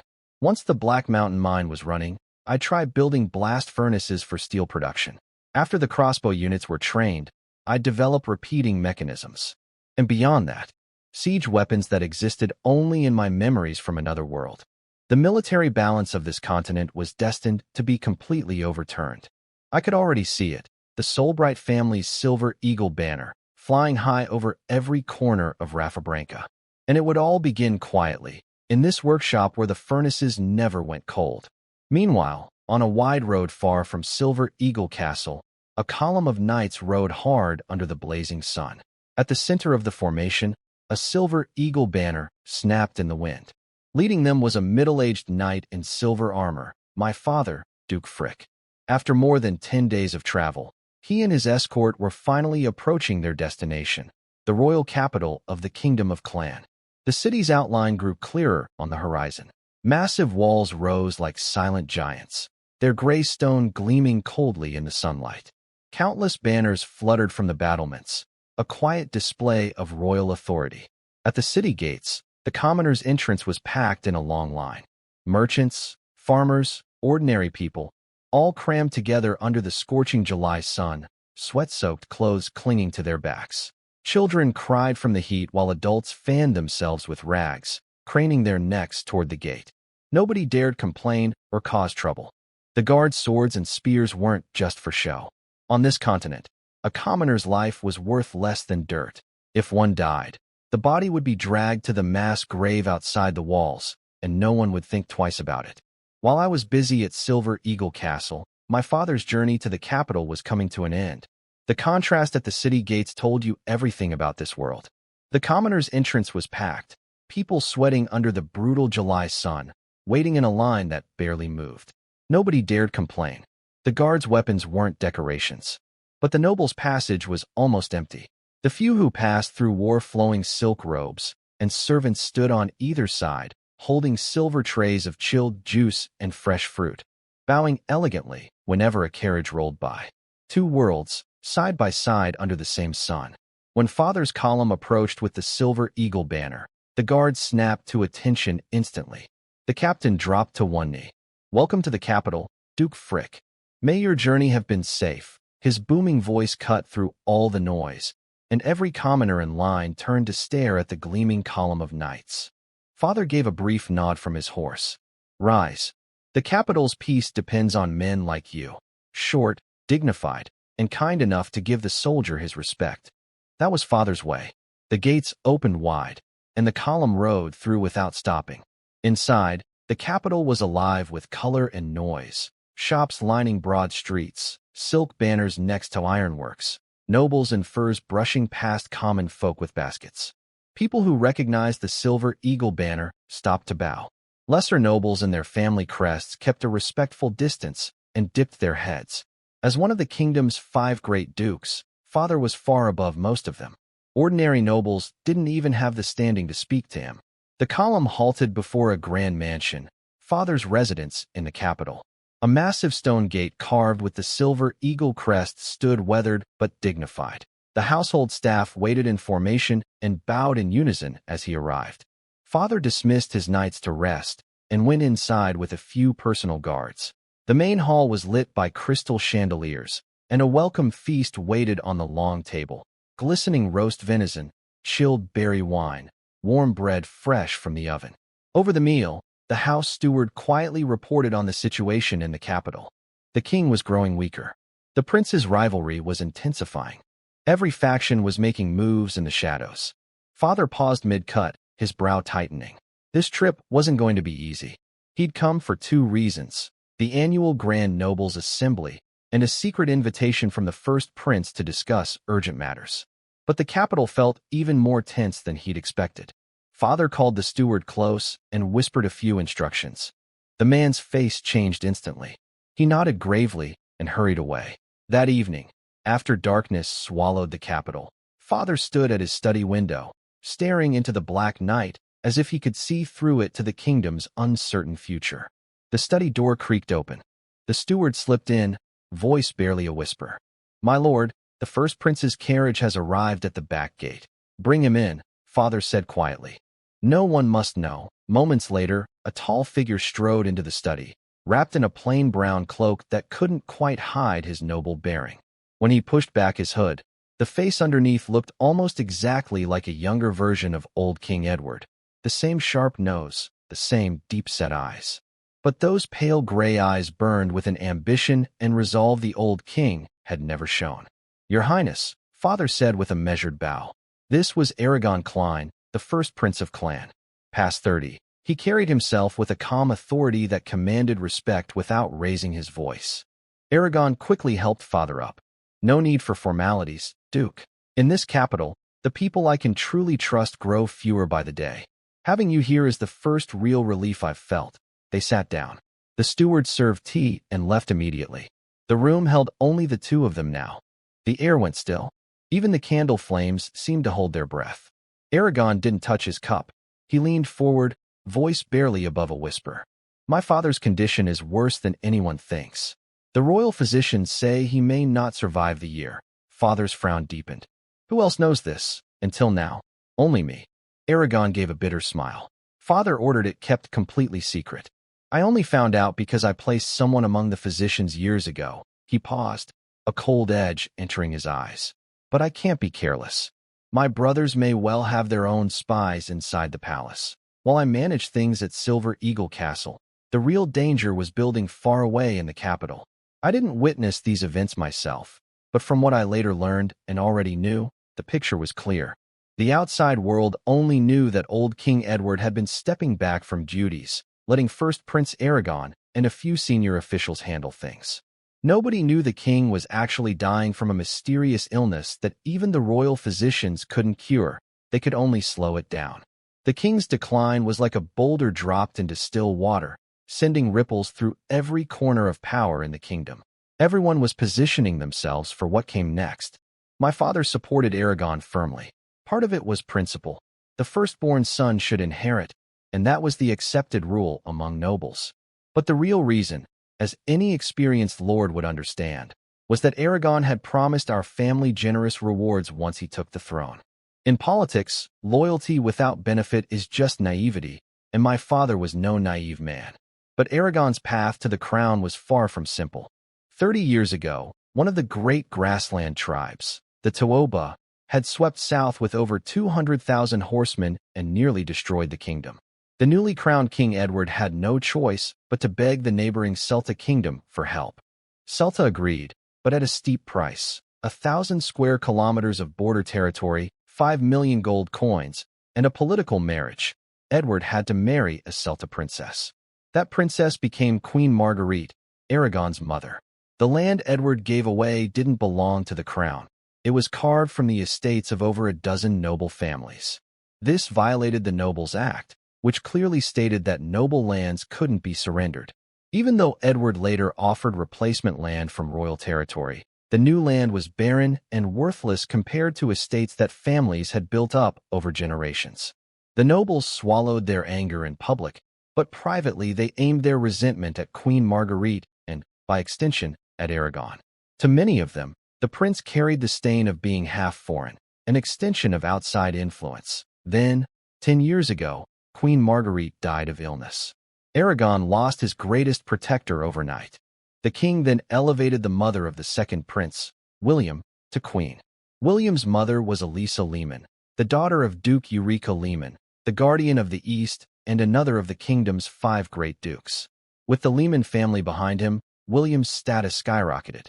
He became the palace's most favored prince and Aragon's most dangerous rival. So the throne wasn't just a contest between 2 brothers.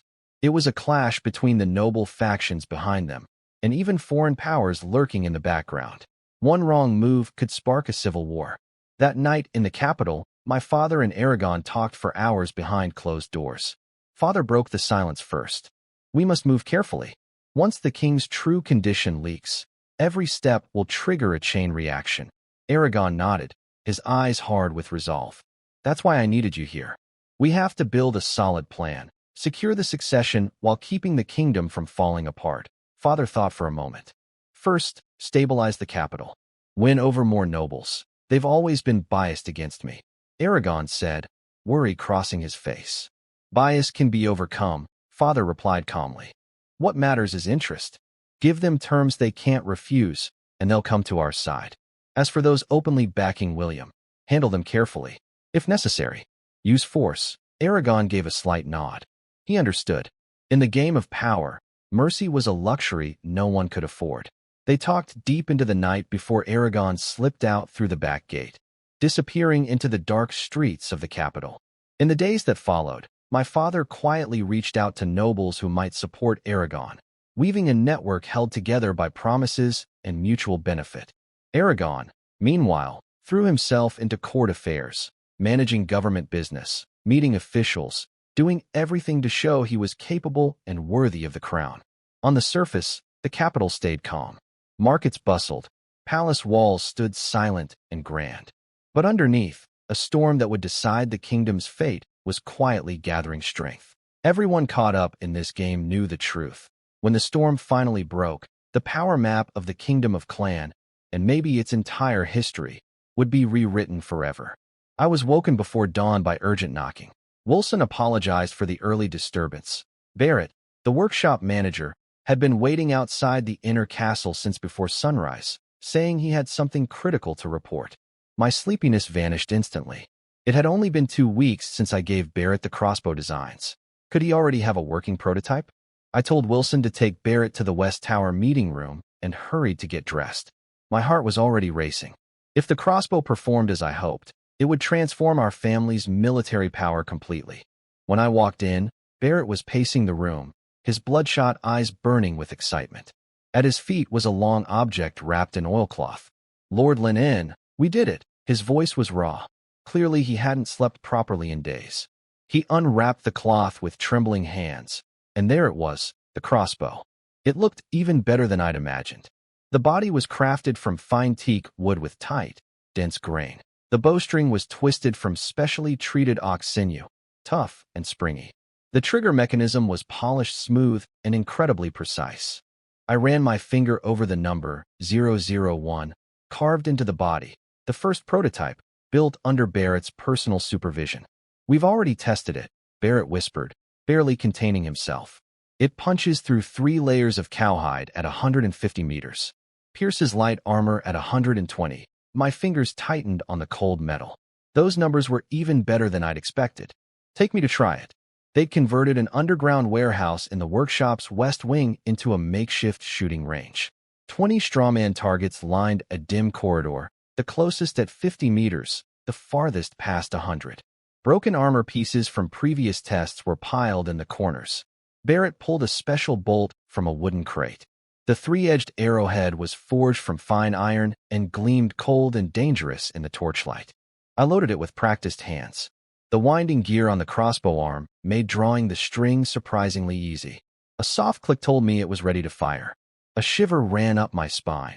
This was the sound of a weapon that could rewrite the rules of war. I aimed at an oak shield 100 meters away and pulled the trigger. The bolts shrieked through the air, and the thud of impact came almost at the same moment. I walked up to check. The 3-edged head had buried itself completely into the shield. Only the shaft stuck out. When I pulled it free, wood chips rained down, and I could see cracks spreading across the back of the shield like a spider web. Moving targets, I said, my voice shaking slightly with excitement. 3 guards pulled ropes to make the straw men swing left and right. I loaded again, barely aimed, just felt the shot, and fired. The bolt punched clean through the straw man's chest. "Wagner, your turn." Captain Wagner took the crossbow with nervous, eager hands. He steadied his breathing, felt the solid weight of the teak body, and took careful aim. Unlike my quick shot, he waited patiently for the perfect moment, watching the swaying target. Everyone held their breath. At the instant the target's movement slowed, Wagner fired. The bolt ripped through the straw man's heart, punching a clean hole straight through the back. "Gods above," Wagner gasped. As a veteran soldier, he understood better than anyone what this meant. No years of training needed, no special strength. Any farmer could learn to use this in half a day. Barrett opened his notebook excitedly. 30 consecutive shots with 0 warping of the crossbow arm. Maximum effective range of 150 meters. Optimal killing range around 80. "It's not perfect yet," I interrupted, touching the joint between the arm and the body. "There's a slight vibration here that affects accuracy, and the bolt channel needs to be smoother to reduce friction." I turned to Barrett, ambition burning in my eyes. "But it's good enough for now. I want 500 of these." 3 months. Barrett's face went pale. "My lord, even if every craftsman works day and night, that would take at least 6 months. Starting today, the workshop uses a master-apprentice bonus system," I said firmly. "Every senior craftsman who trains an apprentice to independently handle one production step gets 20 silver coins as a reward. If that apprentice then trains another, the original master gets 5 more." Barrett's eyes went wide. 20 silver coins was nearly half a month's pay for a regular craftsman. That kind of incentive would make even the most secretive old masters willing to teach everything they knew. "And the expansion needs to speed up," I continued. "I'll send you 2,000 young recruits from across the territory as apprentices. You assign them to the different steps. Remember, only your most trusted craftsmen handle the core components. Parts are made separately. Final assembly is done by you personally." Barrett nodded frantically, a light in his eyes I'd never seen before. "One more thing. Keep improving the design. Beyond the infantry version, develop a cavalry crossbow. Instead of hand cranking, try a foot lever loading mechanism. The goal is a whole family of crossbows for different troops and different battlefields." Barrett took a deep breath, chest swelling. "My lord, your vision is beyond anything I could imagine. I'll give everything I have. Tell all the craftsmen," I added, "anyone who creates a new design or improves an existing weapon's performance gets rewarded. Minimum 1 gold coin, no upper limit." Barrett could barely stand still. An incentive system like this would set every craftsman's creativity on fire. I could see he understood. Under my lead, the workshop was about to enter a new era entirely. "What happened here today stays secret," I said, my voice hard and cold as I looked at every man in the room. "Anyone who talks, dies." Wagner and the guards nodded without hesitation. Their loyalty to the Soulbright family was absolute. Later, I stood alone on the castle's highest balcony as morning light washed over Silver Eagle Castle. I turned the prototype crossbow over in my hands, imagining the future. Rows of Soulbright crossbowmen unleashing storms of bolts, tearing enemy formations apart before they could even get close. The Silver Eagle banner would fly higher than ever on this continent. But while I was planning for the future, trouble was brewing in the mountains to our west.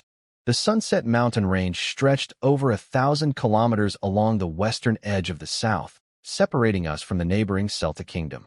Nobody had ever crossed the full range. Scattered throughout those peaks were over 100 mountain clans, living in tribal groups. The Kern clan was one of the 3 biggest, over 10,000 people, which was enormous for those barren mountains. They survived half on hunting and foraging, half on crops grown in small clearings around their camps. But that summer, the rain stopped.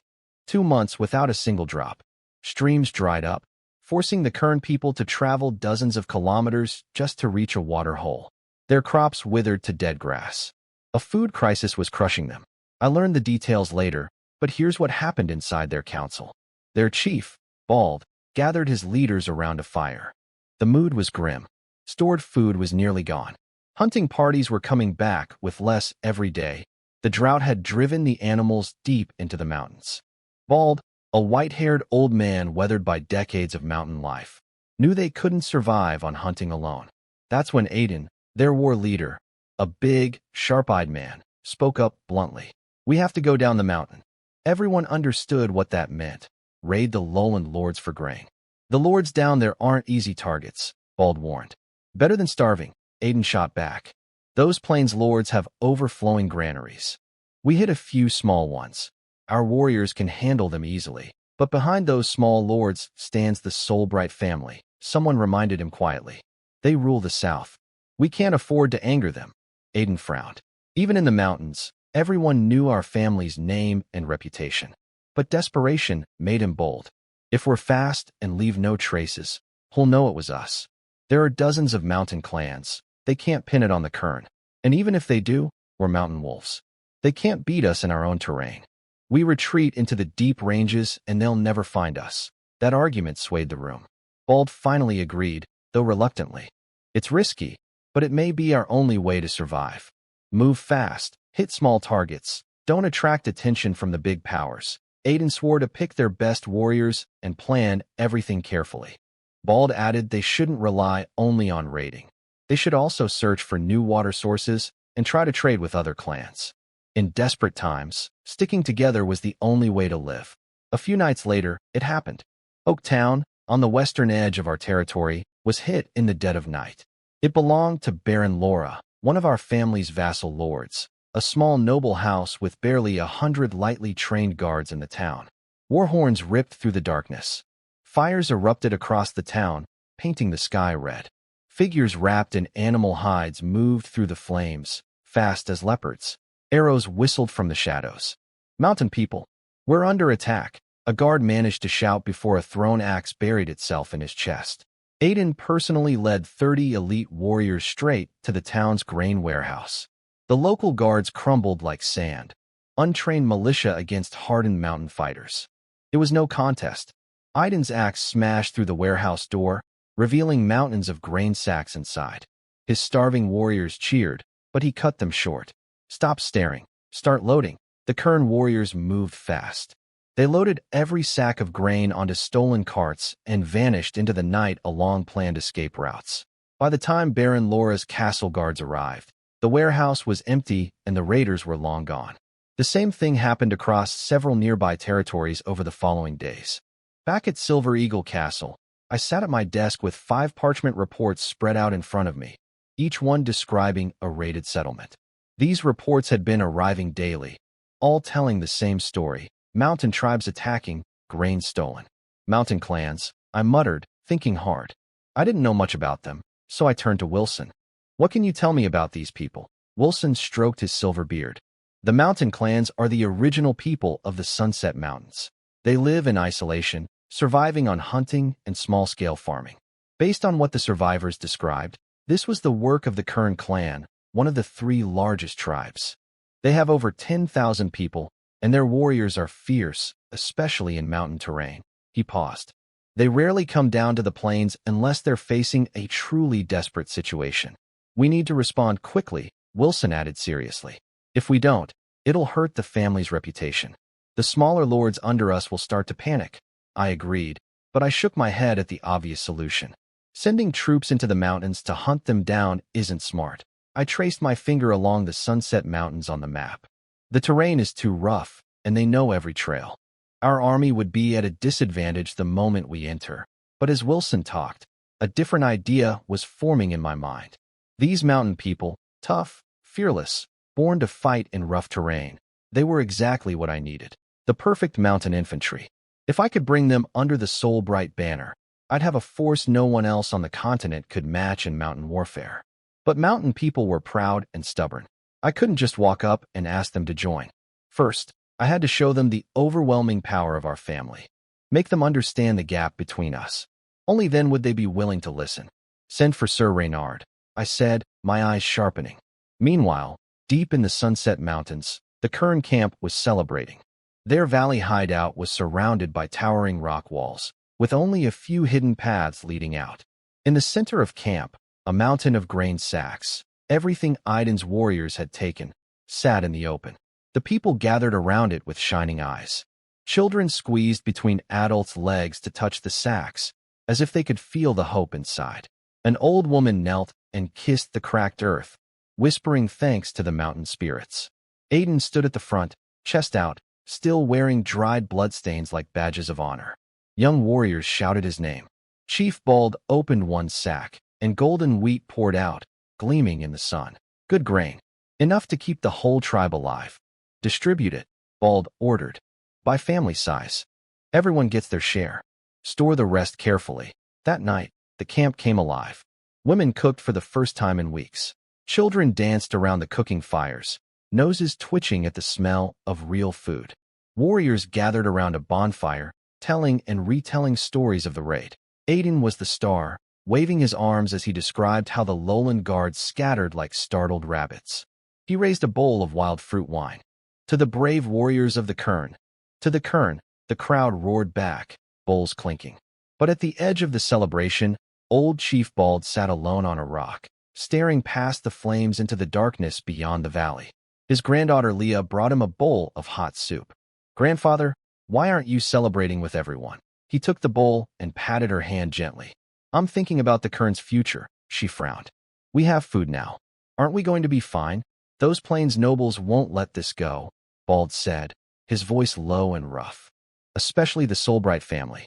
When I was young, I saw their army once. Disciplined, well-armed. If they come for revenge," Leah's face went pale. "Then what do we do?" Bald sipped his soup, the steam blurring his weathered face. "Pray the mountain spirits protect us. Hope they can't find this place. Or that they decide our little raid isn't worth the trouble." But they were wrong about that. On the plains below, a silver column was already moving. I rode at the front on Night Shadow, my silver blue cloak snapping in the morning wind, the eagle crest on my chest catching the light. This wasn't a small patrol. I'd brought a full 1,000-man cavalry unit and 4 infantry regiments, over 10,000 soldiers total. These were all professional standing troops, veterans of real combat, nothing like the militia that smaller lords relied on. Only the Soulbright family could field this kind of force in the south. The ground shook under their boots. Dust rose behind us, and the silver eagle banner flew high above it all.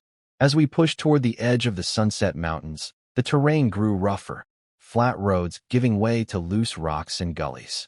"Lord Linnon, we're less than 10 kilometers from Baron Laura's territory," Sir Reynard reported, riding close beside me. He'd insisted on coming personally for an operation this size. In his mind, I was still a young man who needed watching over. I nodded, eyes fixed ahead like a hawk's. My resolve to bring these mountain people to heel, and then to our side, grew stronger with every step. "Pass the order. Pick up the pace. We camp at Oaktown tonight." Reynard carried my orders down the line, and the army surged forward. Hooves and boots pounded the ground in a thundering rhythm that echoed off the valley walls. At Baron Laura's castle, the raided lords had already gathered, desperate and angry. Laura slammed his fist on the table, cursing the mountain people for stealing his grain and killing half his guards. The others shared similar stories. The raiders moved like wind, impossible to catch. They all agreed. Only the Soulbright family had the strength to deal with the Kern clan. Then Laura's steward burst in with news. Our army was less than 10 kilometers away. The room erupted with relief and excitement. Laura jumped to his feet. "They're coming. Those mountain savages will learn fear now." At the same time, deep in the mountains, Chief Bald was getting his own report. He'd placed scouts near the plains as a precaution, and they'd spotted us immediately. The scout, drenched in sweat, confirmed everything. At least 10,000 soldiers, chieftain. A large cavalry unit, too. The Silver Eagle banner. I saw it clearly. Bald's face went dark. He knew his people were in real danger now. From the walls of Laura's castle, the gathered lords watched our army roll into view. A long silver column stretching across the plain. The sight of our numbers and discipline clearly lifted their spirits. "They're here. The Soulbright army," Laura shouted, and the others cheered with him. I ordered the troops to set up camp in the open ground outside town, then rode to the castle with Reynard, several regiment commanders, and my guards. The castle gates stood wide open. Laura and all the lords bowed deeply as I approached. "Lord Linnon," Laura said, voice trembling with gratitude. "Your arrival is our salvation." I nodded calmly. "No need for ceremony. The Soulbright family never abandons those under its protection." Those words seemed to ease the tension in every face around me. Inside the great hall, a feast waited: roast venison, honey bread, wine. After a few rounds of drinks, the conversation turned to the Kern clan. "They're cunning as foxes and fierce as wolves," one older lord said grimly. "They know every mountain path. Our men can't keep up," Laura added. "Their warriors fight without fear of death. Their archers can hit targets at 100 meters. In close combat, they're even worse." I listened carefully, building a clearer picture of the Kern in my mind. These details only confirmed what I'd already been thinking. These mountain fighters were exactly the kind of soldiers I wanted on my side. But first, they needed to understand the difference between us. I set down my wine cup. "I understand your concerns, but the Soulbright name will not be disrespected, and our people will not suffer without answer. Rest well tonight. Tomorrow, I'll show these mountain people what real power looks like." The hall went quiet. Then I saw it, fire returning to the Lord's eyes. That same night, inside the Kern camp, the mood was the opposite of celebration.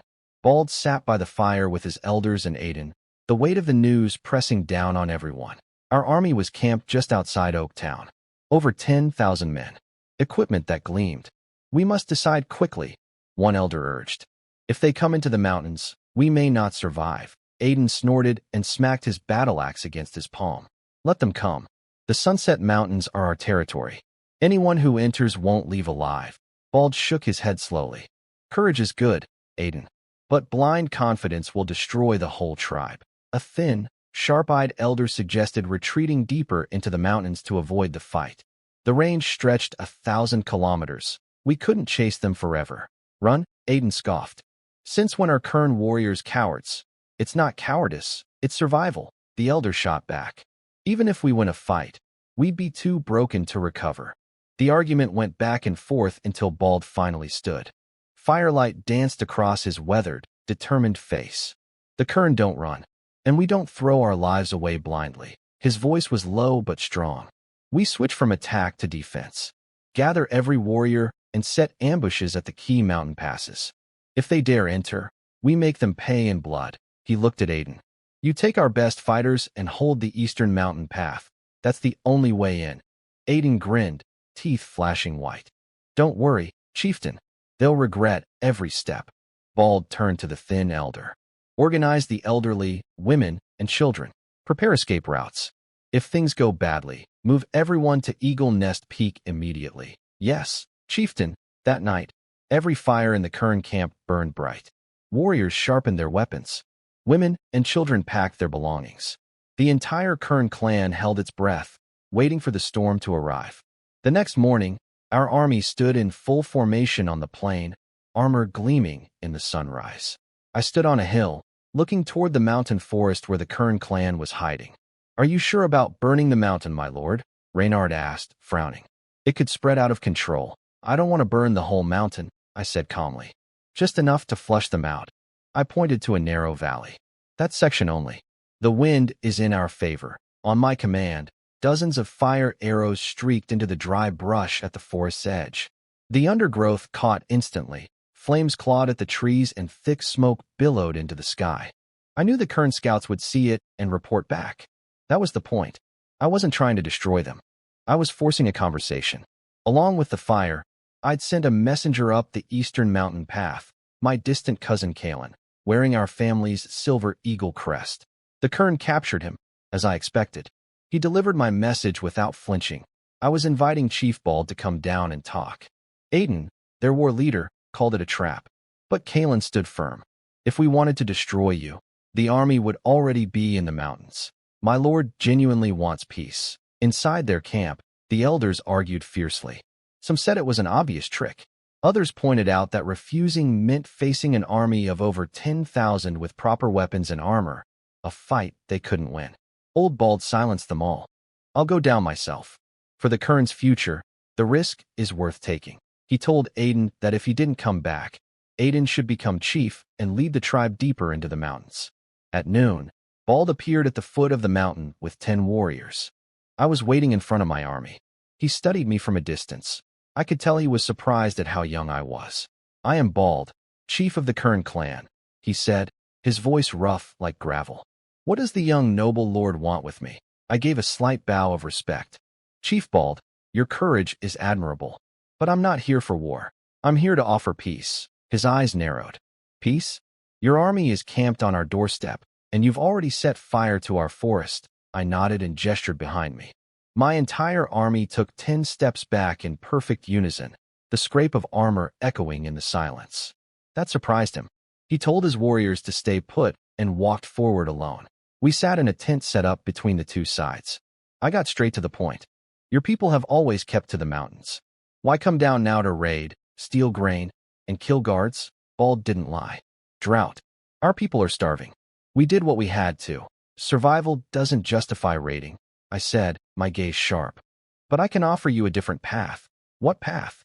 Swear loyalty to me. Let Kern warriors join my army.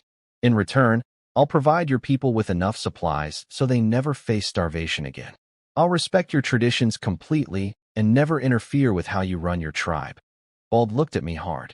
Why would you do this? With your numbers, you could simply wipe us out. I smiled slightly. Any experienced hunter knows that taming a powerful beast is worth far more than killing it. And the Kern warriors are exactly the kind of strength I need. Meanwhile, back in the mountain camp, Aiden was preparing for the worst, ordering families to pack essentials for evacuation to Eagle Nest Peak and positioning warriors in ambush along the mountain paths. Bald's granddaughter Leah asked if her grandfather would come back safely. Aiden gripped his axe and swore that if anything happened to Bald, the Soulbright family would pay in blood. Back in the tent, Bald spoke carefully. Your offer sounds generous, but Plains nobles have always treated mountain people as savages. Why should I believe you? I reached into my coat and placed a silver badge on the table. On it, a spread-winged eagle surrounded by thorns and stars, the heir's seal of the Soulbright family. The detail was too fine to fake. Because I am the heir of the Soulbright family, the future Silver Eagle Duke, my voice was steady and solemn. My promise is the promise of the entire South. Bald's eyes widened slightly. He touched the badge, feeling the fine engravings under his fingertips. The Soulbright heir, he murmured, looking at me with new eyes. You carry more weight than I expected. I leaned forward. I swear on the name of my ancestors. If the Kern pledge loyalty to me, you'll receive 3 things. First, a full supply of resources every year. Second, your traditions and self-rule stay untouched. Third, your warriors will earn proper military pay and the honor they deserve. On this continent, swearing on your ancestors' names is the most sacred oath anyone can make. Breaking it means eternal disgrace and cursing your own bloodline. The tent went completely silent, only the wind whispering through the canvas. Finally, Bald let out a long breath. I need to talk with my people. Give me 3 days. I nodded. 3 days. I'll be waiting right here. When Bald brought my offer back to the Kern camp, it tore the tribe apart. Serve a Plains noble? That's the greatest shame imaginable. Aiden roared, burying his axe into a wooden post so hard that splinters flew. Our ancestors were free mountain people. We bow to no one, but one of the elders spoke up quietly. He's offering enough supplies so our children never starve again. And he promised not to interfere with how we run our tribe. That's more respect than any Lowlander has ever shown us. The elders split into 2 camps. Supporters saw it as the only way to survive. Opponents called it a betrayal of everything they stood for. The shouting nearly shook the camp apart. Bald's granddaughter Leah asked him softly, "Do you really trust that young noble?" Bald stared into the fire. I saw something in his eyes that other Plains nobles don't have. Real respect. 3 days passed. The arguments still hadn't stopped. But Bald stood up slowly, his old frame looking tall and strong in the firelight. The noise died instantly. "My people," he said, his voice old but unshakable. "We're standing at a crossroad. If we keep resisting, we might hold on to our pride for a while, but in the end, we'll be destroyed. If we accept, we lose some freedom, but we gain survival and a future." He walked to the center of camp and raised the bronze battle axe that symbolized his authority as chief, lifting it high above his head. "As chief, I declare, the Kern clan will pledge loyalty to Lynn and Soulbright." Aiden's face went dark. He stepped forward. "You can't. This is my decision." Bald cut him off, eyes sweeping the crowd. "Anyone who doesn't want to follow can leave right now. I won't stop you." Dead silence. Everyone wrestled with it inside. But in the end, not a single person moved. At noon, Bald led every member of the Kern clan down the mountain. I was waiting with my army in full formation behind me, armor cold and bright under the sun. In front of everyone, Bald dropped to one knee and raised the bronze battle axe above his head with both hands. His voice rang through the valley. The Kern clan pledges loyalty to you, Lord Lin N. From this day forward, we are the Soulbright family's most faithful subjects and warriors. I took the axe, but I didn't hand it back right away. I held it high. The blade caught the sunlight like a newborn dawn. Warriors of the Kern, my voice thundered across the valley. Today you are not bowing to a noble. You are standing shoulder to shoulder with the Soulbright family.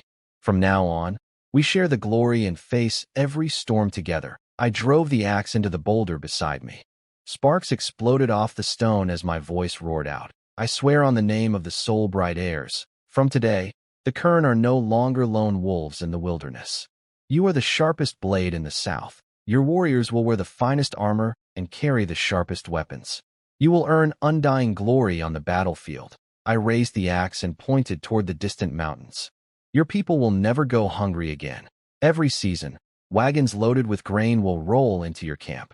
Your elders will live in peace. Your children will grow strong. I turned to face the Kern warriors directly.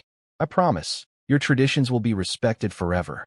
Your beliefs, your customs, your honor, all of it stays. And more than that, my voice rose higher, echoing off the valley walls. From this day, the Kern clan becomes the guardian of the Sunset Mountains. Every mountain tribe will look up to your banner. You are no longer a tribe hiding in the peaks. You are the most powerful mountain legion in the south. I placed the bronze axe back into Bald's hands. Chief Bald, this isn't an ending. It's the beginning of a new era for the Kern.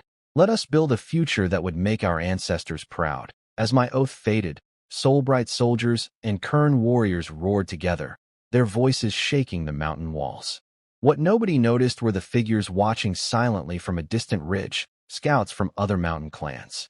Our army's arrival, the fires, the commotion, all of it had drawn attention from every tribe near the plains.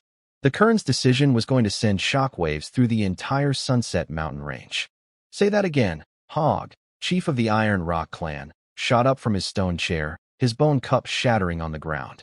The Kern submitted to the plainsman, his scout knelt, trembling. I saw it myself, chieftain. Bald handed over the bronze axe to the young noble. The council hall went silent. The elders stared at each other in disbelief. Impossible. Hog stumbled backward. Bald, that stubborn old man. He'd never given so easily. Something else is going on. The scout lowered his head even further. I couldn't believe it either. But it happened. The young noble made grand promises in front of everyone. Supplies, respect for traditions, even naming them guardians of the Sunset Mountains. The hall erupted in heated whispers. One elder muttered, "It seems the Soulbright family is serious this time." If they could convince that old fox Bald, we underestimated them. The same shock rippled through every mountain clan. When word spread that the mighty Kern had sworn loyalty to a plains lord, the entire range was thrown into turmoil. For generations, mountain clans had seen themselves as free people, separate from lowland nobles. The Kern's choice shattered that balance, and everyone was left wondering what it meant for the future of the mountains. After winning the Kern's loyalty, I moved quickly. I had people count their population and figure out how many could serve as soldiers. At the same time, I asked Bald to use the Kern's name to invite other mountain clans to a grand meeting. My goal was to grow the Mountain Legion far beyond just one tribe. Bald and I sat together planning the next steps. Bringing the whole Sunset Range under our banner will take patience and wisdom, I told him. Let's use the Kern's influence to organize a big gathering. Give every clan a place to talk openly about the future. Bald agreed right away and took charge of the preparations. For him, this was a chance to show the Kern's new status and find a way forward for all mountain people. Kern messengers fanned out across the mountains carrying invitations. Most clans didn't yet know the Kern had pledged loyalty to me. They were simply puzzled by the invitation. Only a few, like the Iron Rock clan, had already heard rumors and had their suspicions. As the date approached, more and more clans responded. The Kern were a major tribe. Most smaller clans were willing to show respect. Many also had marriage ties to the Kern, which made refusing awkward. So clan leaders set out for the Kern camp. carrying a mix of curiosity and caution. Even the Iron Rock clan, who already knew the truth, decided to come see for themselves. On the day of the gathering, the Kern camp buzzed with life like never before. Dozens of fire pits blazed in the central clearing, pushing back the mountain cold. The smell of roasting whole sheep mixed with pine smoke filled the air. Bald sat at the head of the gathering, flanked by clan chiefs from across the range: Hog of the Iron Rock, Mo of the Gray Claw, Drak of the Stone Heart, and many others.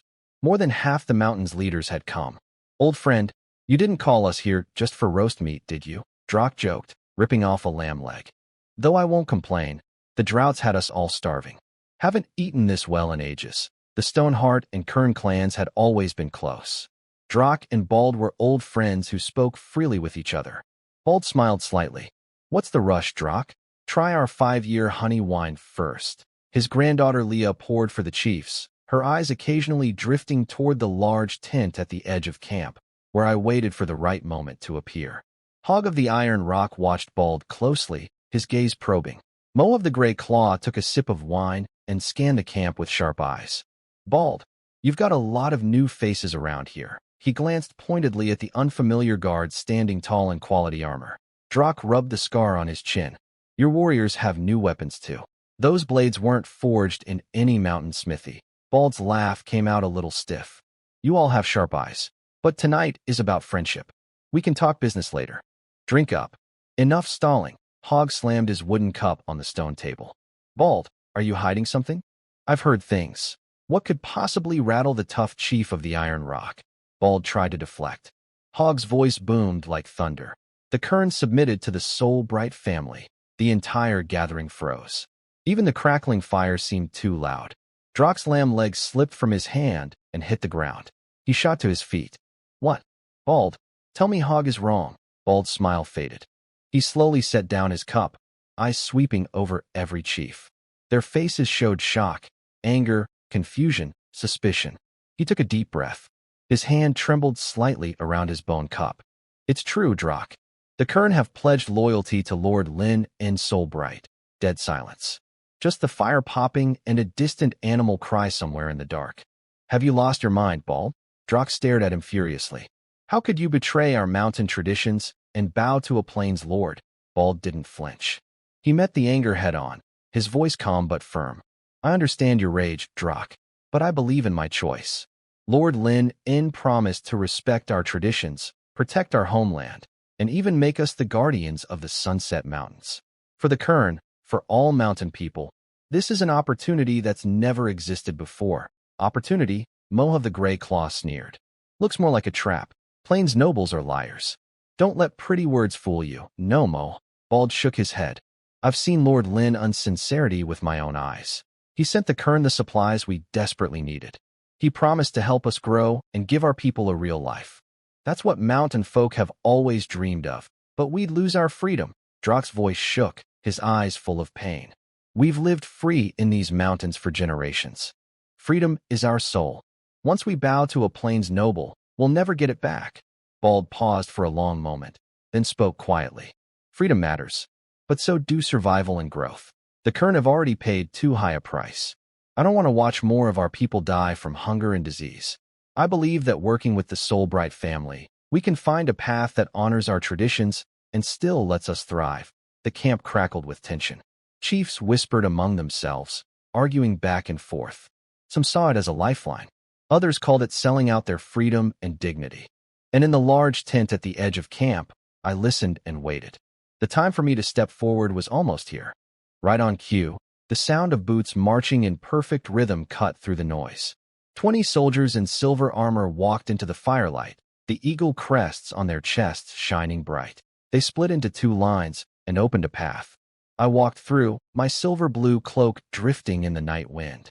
Every chief in that camp recognized the silver eagle symbol, if not from seeing it, then from stories. Soulbright soldiers. Mo of the Gray Claw jumped to his feet, hand already on his short blade. The camp erupted.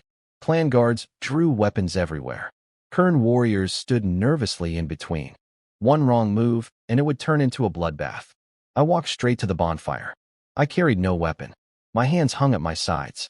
I kept my face calm. "Good evening, Chiefs. My voice wasn't loud, but somehow it cut through everything. I'm Lin in Soulbright, heir to the Soulbright family, the future Silver Eagle Duke. Thank you for accepting the invitation. Mo pointed his bone knife at me, its edge catching the firelight. A plains noble in a mountain camp? By the old rules, you should be stoned to death. I didn't step back. I stepped forward. You want my life? That worn-out blade isn't good enough? I paused. May I say a few words first? Drock grabbed Mo's arm before things escalated and shot him a look. Let him talk. Mo backed down grudgingly. Drock turned to me, eyes full of suspicion and curiosity. I want to hear what pretty words could trick a fox as old as bald. I gave a slight nod of thanks and stood by the fire. The flickering light played across my face. I know what you're all thinking, I began steadily. The hatred between plains nobles and mountain people has been building for generations. Blood has soaked every inch of this land. But today I bring no swords, only an offer of peace. Not conquest, a partnership. I pulled out a rolled sheepskin document and unfolded it. This is the pact between the Soulbright family and the Kern. Written clearly. First, enough supplies for the entire Kern clan every season. Second, all traditions and beliefs respected and protected. Third, Kern warriors form an independent mountain legion, answering only to the Soulbright family's highest commander. Words on paper mean nothing, Drock said, eyes narrowed. I smiled slightly. That's why I brought proof. I clapped 3 times. From outside the camp came the sound of wheels grinding over gravel. 10 fully loaded wagons rolled in, piled high with sacks and wooden crates. This is the first shipment of aid. I walked to the nearest wagon, untied a sack, and golden wheat spilled out like a waterfall. This is grain from the richest farmland in the south, enough to carry the Kern through this drought. I opened a wooden crate. Inside were brand new standard weapons, gleaming and sharp. And these aren't charity. They're advance payment. For every warrior a clan sends, they receive matching equipment and supplies. A murmur of amazement rippled through the camp. Young warriors from different clans leaned forward, eyes hungry.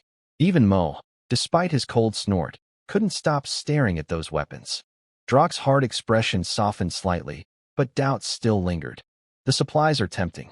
But what's the price? Do we trade our souls and freedom? Bald stood and walked to my side, his voice heavy. Drock, my old friend, do you know what the Kern's infant survival rate was last year? Less than half. Our elders don't live past 50. He paused, bitterness in his eyes. When I watched children chewing bark because there was nothing else to eat, I understood that stubborn pride doesn't fill empty stomachs. I picked up where he left off. I understand your concerns. The Soulbright family doesn't want slaves. We want allies. The Sunset Mountains need mountain warriors to defend them, and mountain clans need the plains supplies and knowledge. I looked around at every face. Imagine this. Your people no longer dying because there's no medicine. Your children learning to read and craft in warm shelters. Your warriors wearing fine armor and earning glory on the battlefield. All I ask is that you send some of your fighters to join my mountain legion. Drock was quiet for a moment. And if we refuse, then the Soulbright family respects your choice, I said openly. Supplies go only to allies. But I'll build a trade route open to every mountain clan, with fair prices. Hog of the Iron Rock, who'd been watching coldly the whole time, spoke up with a sharp edge. Pretty words. Plains nobles have been trying to conquer us for centuries. Now suddenly you're generous. He pointed at Bald and snarled. You were bought, old man. Bald's eyes flashed with anger, but I raised my hand to stop him. Chief Hog, your doubts are completely fair. I reached into my coat and pulled out a small cloth bag. I poured a few seeds into my palm. These are improved wheat seeds, drought-resistant, disease-resistant, and they produce twice the yield of regular wheat. Any clan that joins us gets enough seeds for a full planting, along with farming guidance. Hog stared at those seeds. I saw his throat move. The Iron Rock clan's land was notoriously poor. People starved there every year. I know change takes time, I said, raising my voice so everyone could hear. You don't have to decide tonight. I suggest you go home, talk with your people, and meet here again in 1 week to share your answers. Whatever you decide, the Soulbright family will respect the will of the mountain clans. Drock and Mo exchanged a long look. Then Drock turned to me. Young man, your words have moved us. But traditions built over 1,000 years don't change from one speech. He stood. 1 week. We'll give you our answer then. I nodded. Agreed. Drock led the way out, and the other chiefs followed one by one. Hog shot Bald one last hard look before leaving, but the hostility in his eyes had faded. Something more thoughtful had taken its place. When the last chief disappeared into the darkness, I let out a long breath. Sweat had soaked my forehead without me noticing. Bald handed me a cup of fruit wine. Lord Lin, you handled that better than I expected. I took the wine from Bald with a tired smile. Drock is even more stubborn than you warned me, but he wavered. I could see it, Bald said, sipping his drink. Especially when he saw the wheat seeds. The Stoneheart clan has been struggling badly. Leah stepped out of the shadows and handed me a wet towel. She asked her grandfather how many clans he thought would agree. Bald looked up at the stars. At least half. Hunger is the best negotiator, and Lord Linen was smart enough to show them how to fill their bellies. I wiped the sweat from my face. We'll know in a week. Either way, having the Kern on our side has already opened the door. The night wind scattered the last embers of the bonfire. The fate of every mountain clan was quietly shifting onto a new path. Inside the Stoneheart clan's council cave, torches flickered on the rock walls as over 30 elders and war leaders gathered around Drock. So the Kern really bowed to that eagle boy? The Grand Elder growled, slamming his three-fingered hand on the stone table. Disgraceful. Drock looked at him calmly. Grand Elder, how many children did we lose last winter? Silence hit the cave like a wall. A young war leader answered quietly. 27, Chieftain. The Stoneheart clan had only about 3,000 people. With barely 100 babies born each year, losing nearly a quarter was devastating.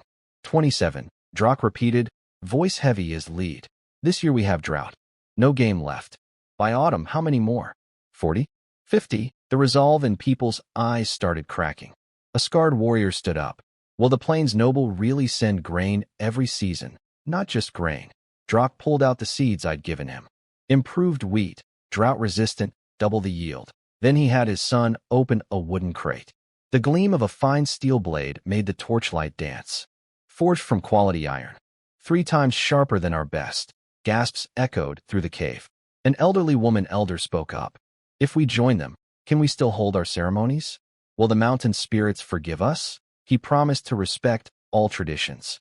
No interference with rituals. He'd even provide livestock for sacrifices. The Grand Elder still fought back. It's all empty promises.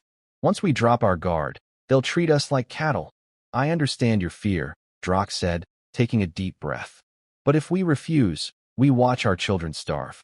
If we accept, at least there's a chance. He paused. Besides, Bald agreed. You all know how sharp that old fox is. I trust his judgment. He stood. Those in favor of the alliance, raise your weapons. A long silence. Then stone axes and short swords began rising, one after another. More than 2/3. The Grand Elder's face went dark, but finally, slowly, he raised his bone staff. It's decided. Drock's voice echoed off the walls. The Stoneheart clan joins the Soulbright family. Not to abandon tradition, but to keep it alive. At the Grey Claw camp, perched on a cliff edge where wind howled through the cracks, Chief Mo sat by the fire with the iron sword I'd given him laid out in front of him. 20 of his closest advisors circled around, the mood heavy as frost. So we wag our tails for the plainsmen like dogs? His war leader sneered. The claw scars on his face, earned by hunting a mountain cat at his coming of age, looked even more vicious in the firelight. Mo said nothing. He tossed the sword over. Try it. The war leader swung once. A wooden post thick as a wrist split clean in half, the cut smooth as glass. Stunned silence. Our weapons need 5 chops to do that, Mo said calmly. Imagine hunting and fighting with blades like this. What good are weapons without freedom? Mo's mother spoke up, stubborn as only an elder could be. The Grey Claw have always walked alone. Mother, do you remember the plague 10 years ago? Mo's voice softened. That plague had killed nearly 1/3 of the Grey Claw, including Mo's father and 2 brothers. His mother's eyes dimmed. If we'd had Plains doctors and medicine back then, Father might still be here, Mo continued. Now they're promising medicine every season and regular visits from physicians. The hunting captain spoke up nervously. Chief, they really won't force us to change how we live? Our rituals, our hunts, our coming-of-age rites. All safe. Lin In promised to respect every tradition. And the Kern went first. If he breaks his word, Old Bald will be the first to rebel. Mo's mother suddenly laughed. You've always admired Bald, haven't you? Mo's mouth twitched into a half-smile. That old man is cunning as a mountain fox and never makes a bad deal. If he bet his whole clan on this, then Lin En is worth trusting. The war leader ran his thumb along the sword blade and finally sighed. Chief, if this is your decision, I have one condition. Say it. I picked the first batch of warriors for the Mountain Legion myself. I need to make sure Grey Claw fighters aren't used as throwaway soldiers. Mo nodded. Fair. Any other objections? Everyone looked at each other. No one spoke. Mo stood, the wind whipping his cloak. Then the Grey Claw joined the Mountain Legion. Not for the Plains Noble, for our own future. Similar debates played out in clan after clan across the Sunset Mountains. 1 week passed in a flash. I arrived at the Kern camp early that morning with Sir Reynard and dozens of supply wagons. The camp was buzzing with energy, far more alive than I'd ever seen it. I stood on a raised platform in the center of the camp, silver-blue cloaks snapping in the wind, the eagle badge on my chest catching the light. Bald stood on one side of me, Reynard on the other. Below, Kern warriors in their new armor and weapons stood in sharp, disciplined lines. A gathering that would change the fate of the mountains was about to begin. When the first sunlight spread across the land, the Stoneheart clan was the first to arrive. Drock walked in wearing beast skin armor with his stone axe at his hip, the mark of a chief. 20 elite warriors followed behind him. I stepped forward with a nod. Chief Drock, thank you for coming. He looked me straight in the eye. The Stoneheart clan accepts your offer, I smiled. A wise choice. He pulled a bone tablet carved with a mountain rock totem from his belt and handed it to me. Our clan's token. It represents our word. I accepted it with respect and had a servant bring forward a silver badge in return, the Soulbright family's alliance seal. Drock pinned it to his chest without hesitation. Mo and the Grey Claw warriors came next, his expression still hard, but his eyes more thoughtful than before. Lin and Soulbright, he said flatly, using my name directly. The Grey Claw join your Mountain Legion. Welcome, Chief Mo. His men carried forward a wooden box containing a pair of sharp-bone knives with gray wolf fur wrapped around the handles. A Grey Clawware gift, he said simply. It means our warriors will fight for you. I accepted them solemnly and gave him a silver eagle badge in return. As the sun climbed higher, more clans kept arriving. The Phoenix Feather clan, famous for their bow-making, promised soldiers and offered to craft bows for the entire legion. The Sky Wolf clan came in wolf pelts. Their chief declared they weren't joining for food, but for glory. The Rift Valley clan brought fierce hunters skilled in mountain guerrilla tactics, volunteering to serve as the legion's scouts. I greeted every clan personally and listened carefully to what each one needed. Not everyone came, of course. Hog of the Iron Rock never showed up, and quite a few clans chose to wait and watch. Some didn't trust Plains nobles. Others weren't hit hard enough by the drought to feel desperate. I'd expected that. Centuries of distrust couldn't vanish overnight. Having 35 clans respond already exceeded what I'd hoped for. Every great thing starts hard, I said, looking toward the distant peaks. Once they see how the allied clans change, some will come around. Bald stepped beside me and said quietly, they'll come eventually. I smiled. No rush. Let them see for themselves what joining us brings. As sunset painted the sky red, I stood on the platform looking down at the gathered people of 35 clans. Bald stepped forward and called out, today, the history of the Sunset Mountains will be rewritten. Servants carried a massive stone table to the center. On it sat a great bronze bowl filled with strong liquor. I drew my sword, cut a line across my palm, and let the blood drip into the wine. By blood I swear, we share glory and hardship as one. Drock stepped up second. He sliced his palm and let it bleed into the bowl. By blood I swear, bound in life and death, Mo followed. Then the Black Rock clan, the Snow Wolf clan, the Rift Valley clan, one after another. 35 clans mixed their blood into that bowl, sealing an oath that could never be broken. I raised the bowl high, my voice thundering across the valley. From this day forward, the Mountain Legion is born. The Soulbright family and 35 clans, together toward glory. Together toward glory. Over 1,000 warriors roared as one, shaking the mountains. That night, the camp blazed with bonfires. Warriors from different clans sat together for the first time, sharing food, drink, and stories. I'd prepared over 100 sheep and dozens of barrels of wine. The laughter and feasting slowly melted away years of distance between these people. I sat at the head of the gathering, watching it all quietly. I knew this was only the beginning. The Mountain Legion existed on paper now, but the real challenges lay ahead. How to turn these proud, independent fighters into a disciplined force. How to eventually win over the clans that refused. I sipped my wine, eyes steady with determination. The Sunset Mountains will belong to the Soulbright family. In time. The next morning, the council hall was already buzzing with noise. 35 chiefs sat around the stone table, arguing loudly. The Grey Claw can spare 400 at most. Mo slammed the table. Any more, and who protects our hunting grounds? Drak of the Stoneheart laughed. 400? Your clan has at least 2,000 warriors. Don't be so stingy. I sat at the head and stayed quiet on purpose. I deliberately hadn't suggested any numbers. I wanted these proud chiefs to negotiate among themselves. That was my strategy. Bald cleared his throat at the right moment. Instead of fighting, why not each state what you can give? Lord Linen, what total would you consider suitable? All eyes turned to me. I smiled. That should be your decision. I only want the Mountain Legion strong enough to matter, without leaving any clan unable to defend itself. The Phoenix Feather Chief spoke first. We specialize in archery. We'll send 150 elite marksmen. BlackRock offers 200 warriors. A tattooed chief added immediately. The discussion settled into a rhythm as each clan announced their numbers. The clerk wrote everything down quickly. The final count came to 9,000 warriors. Add the Kern's 1,000, Bald calculated, and we have exactly 10,000. Drak stroked his beard. 10,000 is impressive, but how do we organize them? The hall went quiet. All eyes turned to me.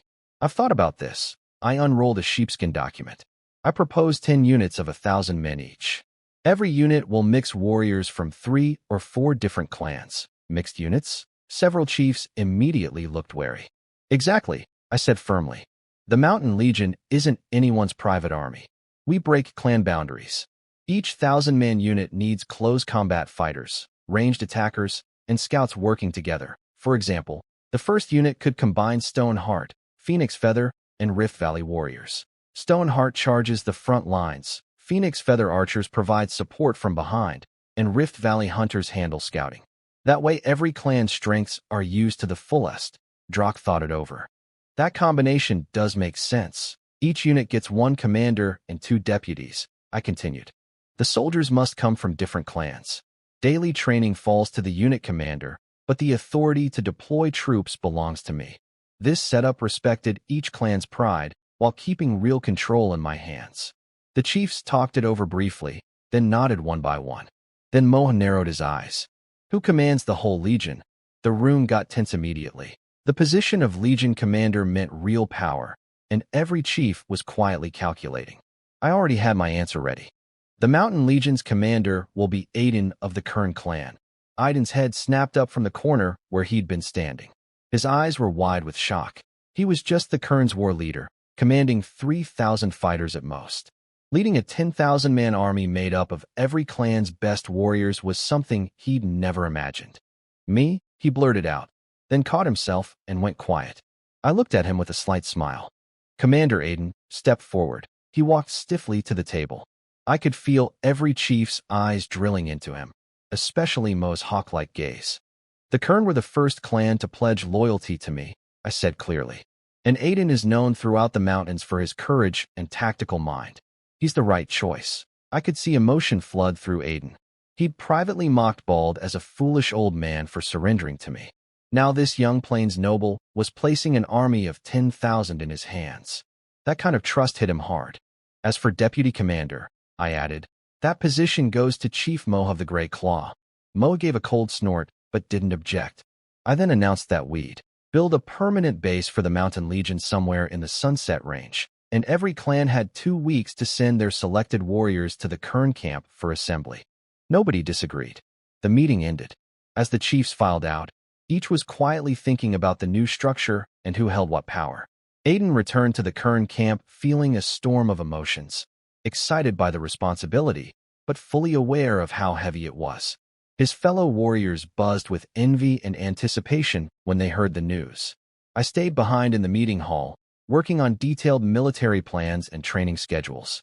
I knew the Legion's real strength wouldn't come from just putting the right people together. The harder task was turning warriors from dozens of different clans, each with their own habits and pride, into one unified fighting force. Over the following days, my scouts and builders surveyed the mountains and chose a valley with strong natural defenses and plenty of water for the Legion's permanent camp. The surrounding forest provided cover and made it easy to spot intruders. Meanwhile, every clan scrambled to select their best, powerful melee fighters, crack archers, sharp-eyed scouts. Only the elite made the cut. 2 weeks later, warriors from all 35 clans arrived at the Kern camp for initial grouping and training, learning to work alongside people from other tribes. Then they moved to the new base for deeper training. I sent over 100 experienced officers from the Soulbright Army to help with the process. There was friction at first, different cultures, different habits. But Aiden and Mo stepped in to smooth things over, and gradually the tensions faded. The warriors started building real teamwork. I visited the camp regularly, checking progress, adjusting tactics, and encouraging the mountain fighters to master their roles while learning to think as a team. Under my guidance, the Mountain Legion slowly developed a unity and fighting spirit it had never had before. And every promise I'd made, quality weapons, strong armor, plenty of food, medicine, kept flowing in from Silver Eagle Castle. As the clan chiefs watched me keep my word, their trust in me grew deeper with each delivery. This trip had been a major success. I'd brought dozens of mountain clans under my banner, built the Mountain Legion I'd been dreaming of, and planted a firm foothold in the Sunset Mountains. Before leaving, I worked out a deal with Baron Laura. The Soulbright family would fund the expansion of Oak Town into Oak City, a dedicated trading hub for dealing with the mountain clans. Even tribes that hadn't joined us could come trade animal hides and/or for salt and other necessities. Future profits would be split 70-30 between our family and the Laura family. The Baron happily agreed. As for the other nobles who'd been raided by the Kern, I gave them trading rights in Oak City and established a rule. Only approved families could trade with mountain clans. Anyone else caught dealing on the side would be punished as a smuggler. Oak City would have a monopoly on mountain trade. The value of that was obvious. And the stolen grain? The raided nobles had suddenly realized there was no theft at all. What robbery? They said. That was our donation to the Mountain Legion's supply efforts. Everything was in order.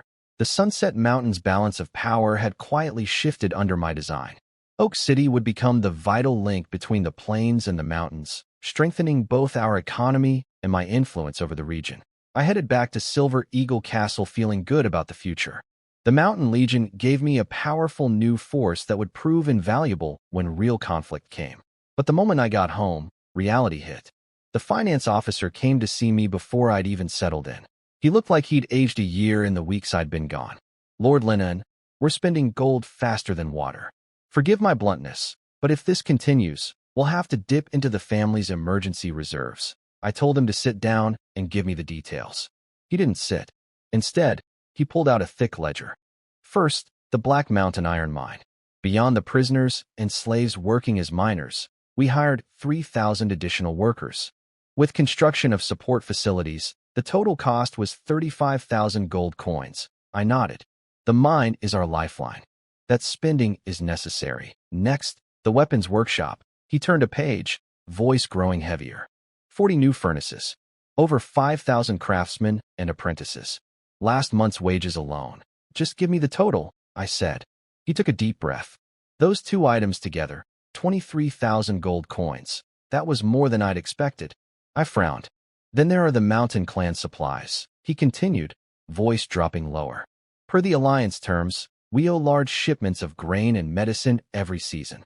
The first batch already went out, about 4,000 gold coins. And the biggest ongoing cost is the Mountain Legion itself. Weapons, armor, and supplies are all on us. I estimate at least 20,000 gold coins per year.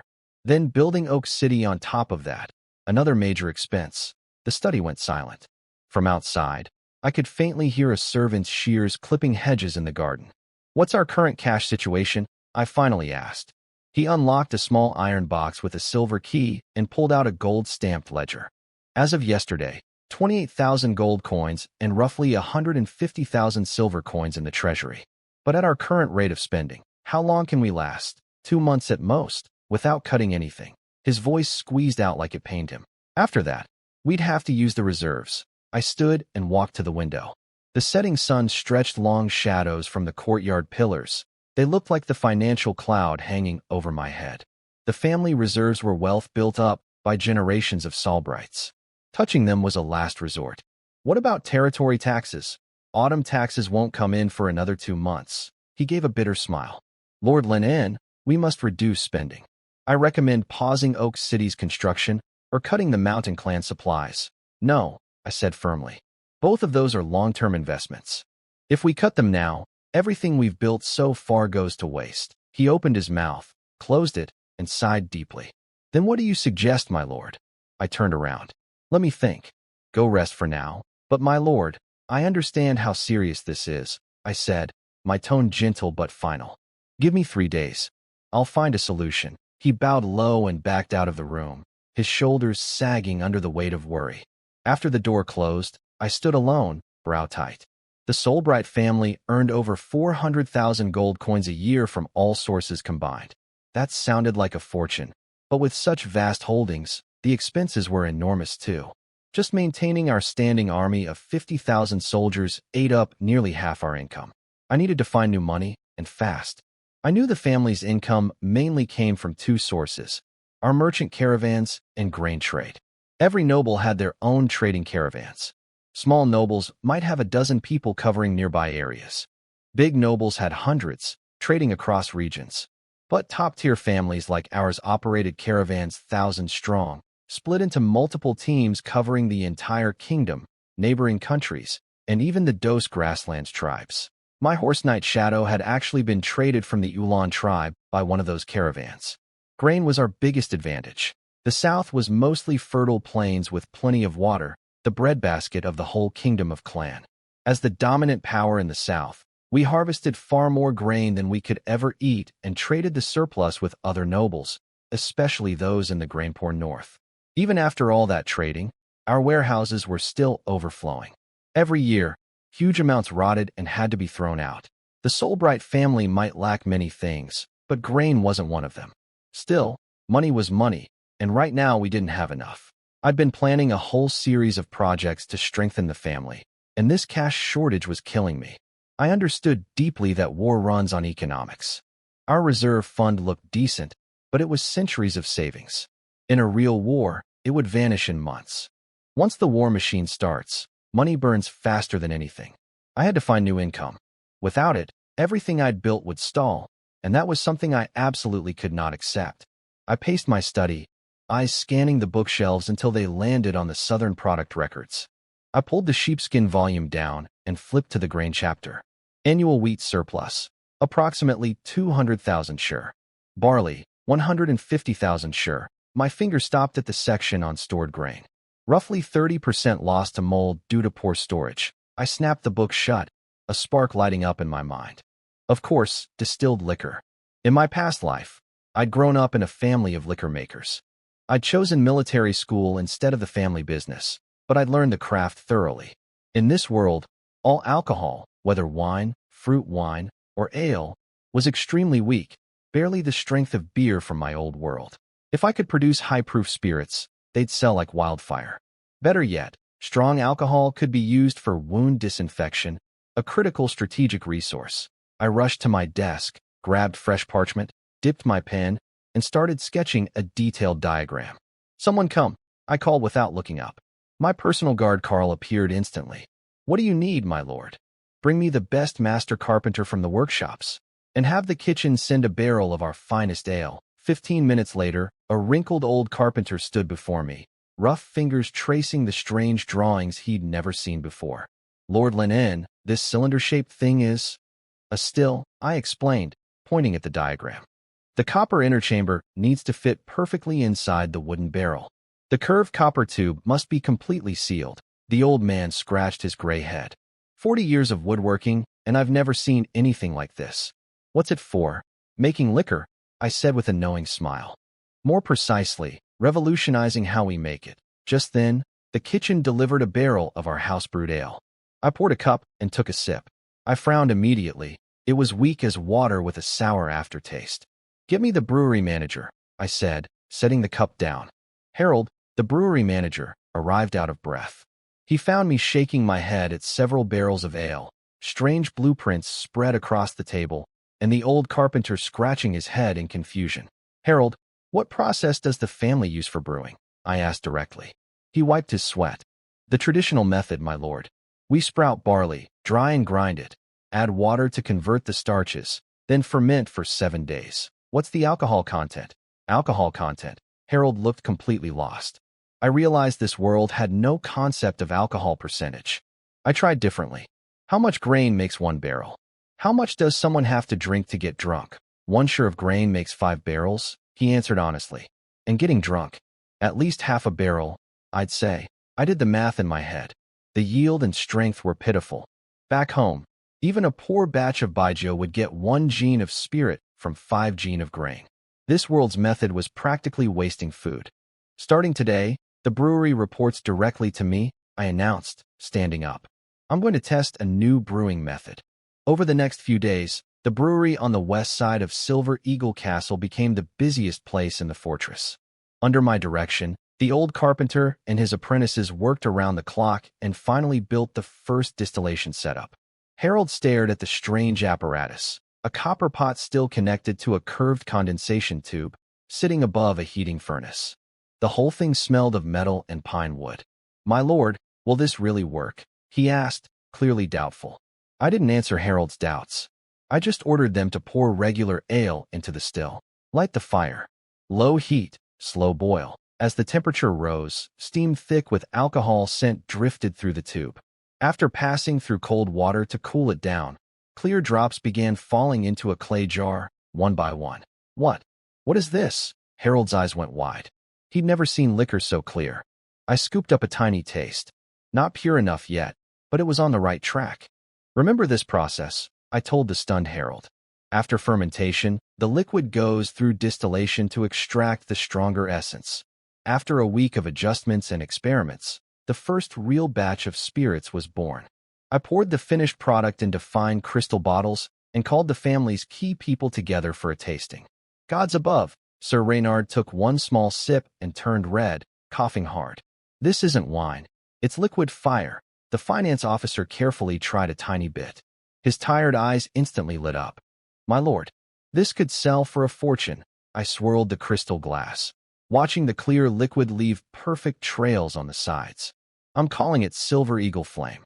1 share of grain makes just 2 bottles, and a single bottle can knock out a grown man." My brother Cashel sneaked a tiny taste and immediately teared up from the burn. "Brother, this is way too strong. Will anyone actually buy it?" "Absolutely," I said with confidence. "Northern nobles will go crazy for it. Imagine 1 sip of this on a freezing winter night." The finance officer was already clicking his abacus. "At this rate, our surplus grain could produce at least 50,000 bottles a year, even at 1 gold coin per bottle." "No, at least 5 gold coins each," I cut in. "Scarcity creates value. The first batch will be just 1,000 bottles, crystal packaging, sealed with the Silver Eagle crest." "But the packaging cost." "That's exactly the point," I explained. "Silver Eagle Flame needs to be a status symbol, a luxury that only nobles and wealthy merchants can afford." After the meeting, I stayed alone at the brewery. Moonlight fell through the window onto 10 brand new distillation sets, all ready to go. Tomorrow, mass production would begin. Then Harold crept over quietly, holding a cup. "My lord, I tried your method with apples, and made this." I took the cup. A sweet, clean fruit aroma hit me instantly. I took a sip, my eyes widened. "Brandy? You figured out fruit distillation on your own," Harold grinned shyly. "Your method was so amazing, I thought. If grain works, why not fruit?" "Harold, starting today you're the head of the entire brewery operation," I said, clapping his shoulder. "We're scaling up. Beyond Silver Eagle Flame, start developing a fruit wine line, Silver Eagle Golden Nectar." As I left the brewery, I glanced back. This little workshop that used to make nothing but weak ale was about to become another gold mine for the Soulbright family. And best of all, Those mountains of surplus grain that rotted every year had finally found their perfect purpose. A few days later, the first caravan carrying Silver Eagle Flame set out for the north. Inside specially cushioned crates on the wagons, 1,000 bottles sat snug, each with a gold foil label and a red wax seal stamped with the Silver Eagle. Meanwhile, back at Silver Eagle Castle, the brewery expanded around the clock. I assigned 300 guards to seal off everything within a mile of the operation. Anyone approaching without permission would be arrested on sight. The caravan's wheels creaked along the gravel road heading north. The caravan manager wiped sweat from his brow and spotted castle towers rising in the distance. Stag Fort, home of the Diaz family. The castle guards saw us coming but didn't raise any alarm. The Silver Eagle banner flying from our wagons told them exactly who we were. The Solbright and Diaz families were connected by marriage. My sister Jelena was the wife of Roderick, the eldest son of Marquis Diaz. The Diaz territory sat at the border between the kingdom's center and the north, making it a key stop on the route northward. The caravan arrived at Stag Fort as the sun was setting, its golden light warming the old stone walls. After a quick check, the guards let us through and sent word to Roderick. The caravan manager entered the inner castle carrying a fine gift box. I'd specifically instructed that when passing through Diaz territory, my people should visit Roderick on my behalf and deliver gifts along with a personal letter. Roderick was already waiting in the reception hall. He wore a rich purple robe with the family's signature sword at his hip. Handsome, sharp-eyed, the picture of noble confidence. Lord Roderick, I come on Lord Linon's behalf to offer his greetings, the manager said with a deep bow, presenting the gift box and my letter. Roderick opened the gift box and found 6 crystal bottles lined up neatly inside, each sealed with red wax stamped with the Silver Eagle crest. He picked up my letter. Inside was just a short note in my handwriting. Brother-in-law, try this. Linan. The caravan manager explained it was a new spirit called Silver Eagle Flame. 1 share of grain only made 2 bottles, and a single cup could make a strong man burn with warmth. Roderick pulled the wax seal off a bottle and took a deep sniff. His face broke into a smile. Linan is really making something of himself. This smells incredible. He sent a servant to fetch my sister. Tell her, her brother sent something special. Jelena rushed in, her eyes already reddening. It had been nearly a year since she'd seen anyone from home. Really? From Linan, Roderick nodded and poured the drinks. The moment the clear liquid left the bottle, its rich aroma filled the entire hall. Even the servants standing nearby breathed in deeply without thinking. Roderick raised his glass. To the bond between our families. The instant it hit his tongue, his eyes flew open. A wave of heat ran from his throat straight to his stomach, then spread through his whole body. His cheeks flushed, but he couldn't resist taking another big gulp. This is really wine. It's like swallowing fire. It truly earns the name Flame. Jelena took a tiny sip and immediately started coughing, but then her eyes lit up. It tastes like home. I can smell the Black Mountain barley. The caravan manager smiled. Lord Linan insisted that Lord Roderick and the lady be the very first to taste it. By his 3rd cup, Roderick was sweating at the temples, but his eyes were bright. How much per bottle? 5 gold coins, my lord. Though this batch was, I want 100 bottles, Roderick cut in. No, 200. Father's hosting a hunting banquet next week. This will shock every noble there. Jelena gently touched his hand. Dear, perhaps we should ask your father first. No need. A booming voice came from the doorway. Marquis Diaz himself strode in, his white beard swaying with each step. He grabbed Roderick's half-finished bottle and took a long, hard swig. The room went dead quiet. Everyone watched the old Marquis's face turn red. After a long pause, he let out a huge breath, eyes blazing with delight. Now that is a man's drink. He turned to the caravan manager, voice like thunder. Tell that boy Linan, send me 1,000 bottles. Money is no object. The manager bowed deeply. I will relay your words exactly, my lord. That evening, Stag Fort threw an impromptu feast. All 6 bottles were drained to the last drop. Marquis Diaz had already sent riders racing to neighboring lords with invitations to his hunting banquet, promising them the miracle wine of the south. The next morning, as the caravan prepared to continue north, Roderick came personally to see them off. He handed over a crate of Highland tea as a return gift and said, Tell Lin In. Next month, I'm coming to Silver Eagle Castle to discuss a partnership. The caravan manager bowed, secretly amazed. I'd been right on the mark. Just 6 bottles had cracked open the stubbornest noble market in the central region. After they got back on the road, the manager's deputy asked nervously whether they should send word back to Silver Eagle Castle. At this rate, our current production couldn't possibly keep up. The manager patted his message tube and smiled. I sent a fast rider last night. Lord Lin In told me. The moment Stag Ford accepts the wine, the brewery expands. Back at Silver Eagle Castle, I was watching the latest batch of crystal bottles being filled when the message arrived. I couldn't help but smile. Harold, I said, looks like we need to hire another 300 workers. Harold beamed from ear to ear. My lord, this isn't brewing. It's minting gold coins. I looked northward, as if I could see the caravan making its way through the countryside. The flame of Silver Eagle Flame would spread across the entire kingdom. While I was busy building my liquor empire, something was happening far to the north on the Dos grasslands, something big enough to shake the entire steppe.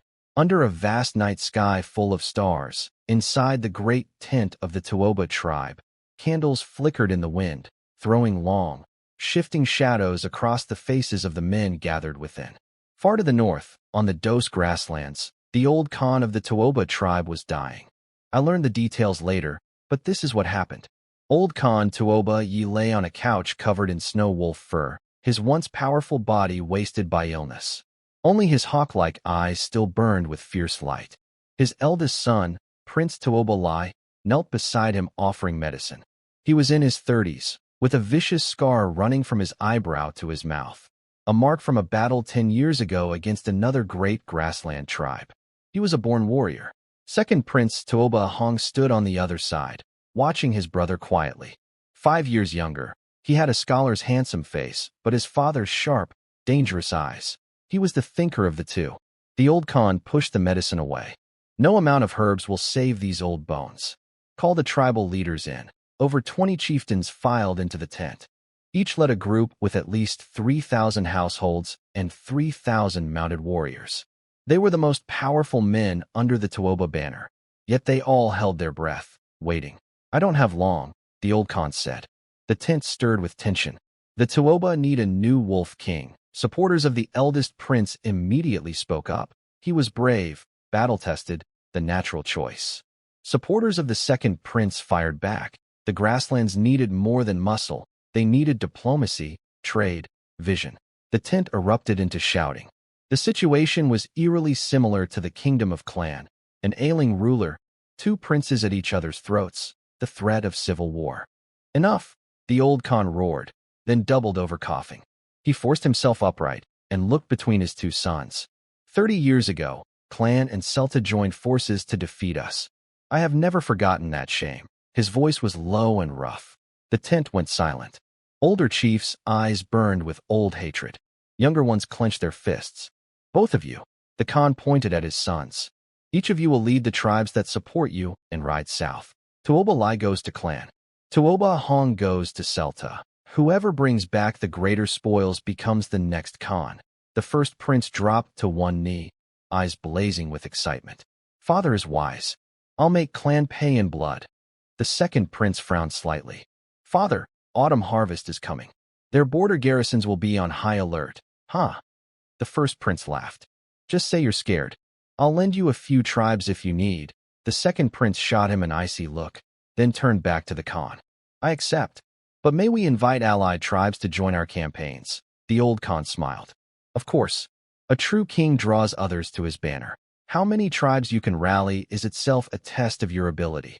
After the meeting, the grassland night hummed with hidden movement. A contest that would decide the Tuoba's future was about to play out on the lands of the southern kingdoms. Back at Silver Eagle Castle, I was in the council hall studying an unexpected visitor. My uncle Ebel Soulbright stood before me, my father's younger brother and commander of the family's naval fleet. He had the typical Soulbright look, dark gold hair, and a strong nose. But his eyes were different from the rest of the family, not sharp like a hawk's, but deep blue like the ocean itself. Lin In, look at this. He pulled a yellowed sea chart from his leather bag and spread it across the oak table with a rustle. Our patrol ships found this route near the southern islands last month. The chart was covered in symbols. I noticed several areas circled in red ink. Ebel jabbed his scarred finger at the markings excitedly. Here, and here, pirate hideouts. Give me 5 new warships, and we can wipe them all out in one sweep. I glanced at his hands, covered in tiny scars from years of handling ropes and salt water. This was a man who lived and breathed the sea. Uncle, tell me about the fleet first, I said, pouring him a cup of honey wine. He downed it in one gulp and wiped his mouth. It's a disaster. Out of 37 ships, fewer than 20 can actually sail. The Silver Wave's main mast cracked last year. The Sea Eagle's hull is covered in barnacles, slower than a sea turtle. His voice rose with frustration. And the worst part? Our 3 main warships have rotting keels. When your father was here, I begged him over and over for repair money. But every coin went to his precious knights instead. He made a throat-cutting gesture. I couldn't help but smile. Uncle Ebel's obsession with the sea was legendary in our family. He'd fallen in love with the ocean at 16 and gave up becoming a knight to be a sailor. How many men does the fleet have? I asked. 8,000 proper sailors. We could scrape together 2,000 if we drafted extras, he sighed. That's barely enough to guard the harbor, let alone fight pirates. I walked to the window and looked toward the distant blue horizon. In my past life, sea power determined nations' fates. But most lords on this continent were still stuck dreaming about cavalry charges. Only the Azure Kingdom had a real navy. Everyone else, including us, just kept a handful of ships for coastal defense against pirates. Nothing more. After thinking for a moment, I asked, Uncle, if I gave you everything you needed, what would you want? He blinked, then his eyes caught fire. First, expand the shipyard. The current docks are too small for big vessels. Then we need top-quality oak, ideally from the Sunset Mountains. Those trees grow tall and thick, perfect for warships. He stopped suddenly, eyes narrowing with suspicion. You're not playing with me, are you? Your father asked me the same thing once, then tossed me 5,000 coins and called it done. I didn't answer directly. I pulled a fresh map from the shelf and unrolled it, a detailed chart of the southern coastline. Here, I pointed to a bay south of Silver Eagle Harbor. I'm planning to expand this into a new naval base. The shipyard grows 5-fold, plus barracks, warehouses, and coastal defenses. Ebel's eyes went wide as coins. Are you serious? That would cost at least 50,000 gold. 20,000 for the first phase, I said calmly. More as progress warrants. Gods above. He jumped up, nearly knocking over his cup. Where would you get that kind of money? And would your father even allow it? I smiled. Father's still in the capital. The family is under my authority for now. Ebel nodded. Fair enough. It'll be yours eventually anyway. But the money? We've started a new liquor business. It's doing quite well. I called toward the door. Wilson, bring last month's ledger. While we waited, I pulled out a bottle of Silver Eagle Flame and poured him a glass. Uncle, this is my creation. Try it. He brought the cup to his nose, and his eyebrows shot up. Gods, this smells fiercer than the strongest rum on the storm sea. He threw the whole glass back, without hesitation. Cough, cough, cough. His face turned bright red and his eyes watered. He pounded his chest, gasping, but his hand never let go of the cup. What in the world is this? He wheezed. It's like pouring molten steel down your throat. I grinned at him. Strong enough, uncle. He stared at the drops left in his glass, then burst out laughing. Yes, now this is real drink. That watery ale we've been making is no better than horse piss. He licked his lips. Pour me another. Wilson came in with the ledger. Ebel grabbed his second cup with one hand and flipped through the accounts with the other. Suddenly his eyes bulged. What? This liquor made 5,000 gold coins just this month. He looked up at me in disbelief. You didn't cook these books, did you? I poured myself a glass at a leisurely pace. Uncle, one barrel sells for 500 gold coins. And we can't make enough to meet demand. Nobles in the capital are practically fighting each other to buy it. Silver Eagle Flame had already become the talk of the kingdom's noble circles. Every important banquet had to have it, and this was only the beginning. I'd also improved the recipe since the first batch. Originally, one share of grain only made 2 bottles. Now it made 10. The alcohol was a bit lower, but that actually suited most nobles better. The original strength was so intense that only northerners used to freezing winters could handle it. Even at reduced strength, Silver Eagle Flame was still far stronger than anything else on the market. This is just the beginning, I said casually. Next month, production triples. I'm also planning to open shops in every major city and push Silver Eagle Flame across the entire Kingdom of Clan and beyond. Uncle Ebel's hand trembled around his glass. He stared at me like I was some kind of miracle worker. Lin, how did you do all this? I smiled. Innovation, Uncle. I changed the brewing formula and used special fermentation techniques. Silver Eagle Flame has a unique taste and just enough kick to satisfy nobles who want both excitement and refinement. He nodded eagerly, eyes bright with a hope he'd never felt before. Having you as heir is the Soulbright family's greatest luck. Then he gave me a sly look. So about that recipe, don't even think about it. I cut him off. Family secret. But I dragged the word out deliberately. If you can clear the Southern Island pirates within a year and a half, I'll supply the fleet with 100 barrels a year. Ebel shot to his feet and slammed his cup on the table. Deal. But I want 200, 150. Final offer.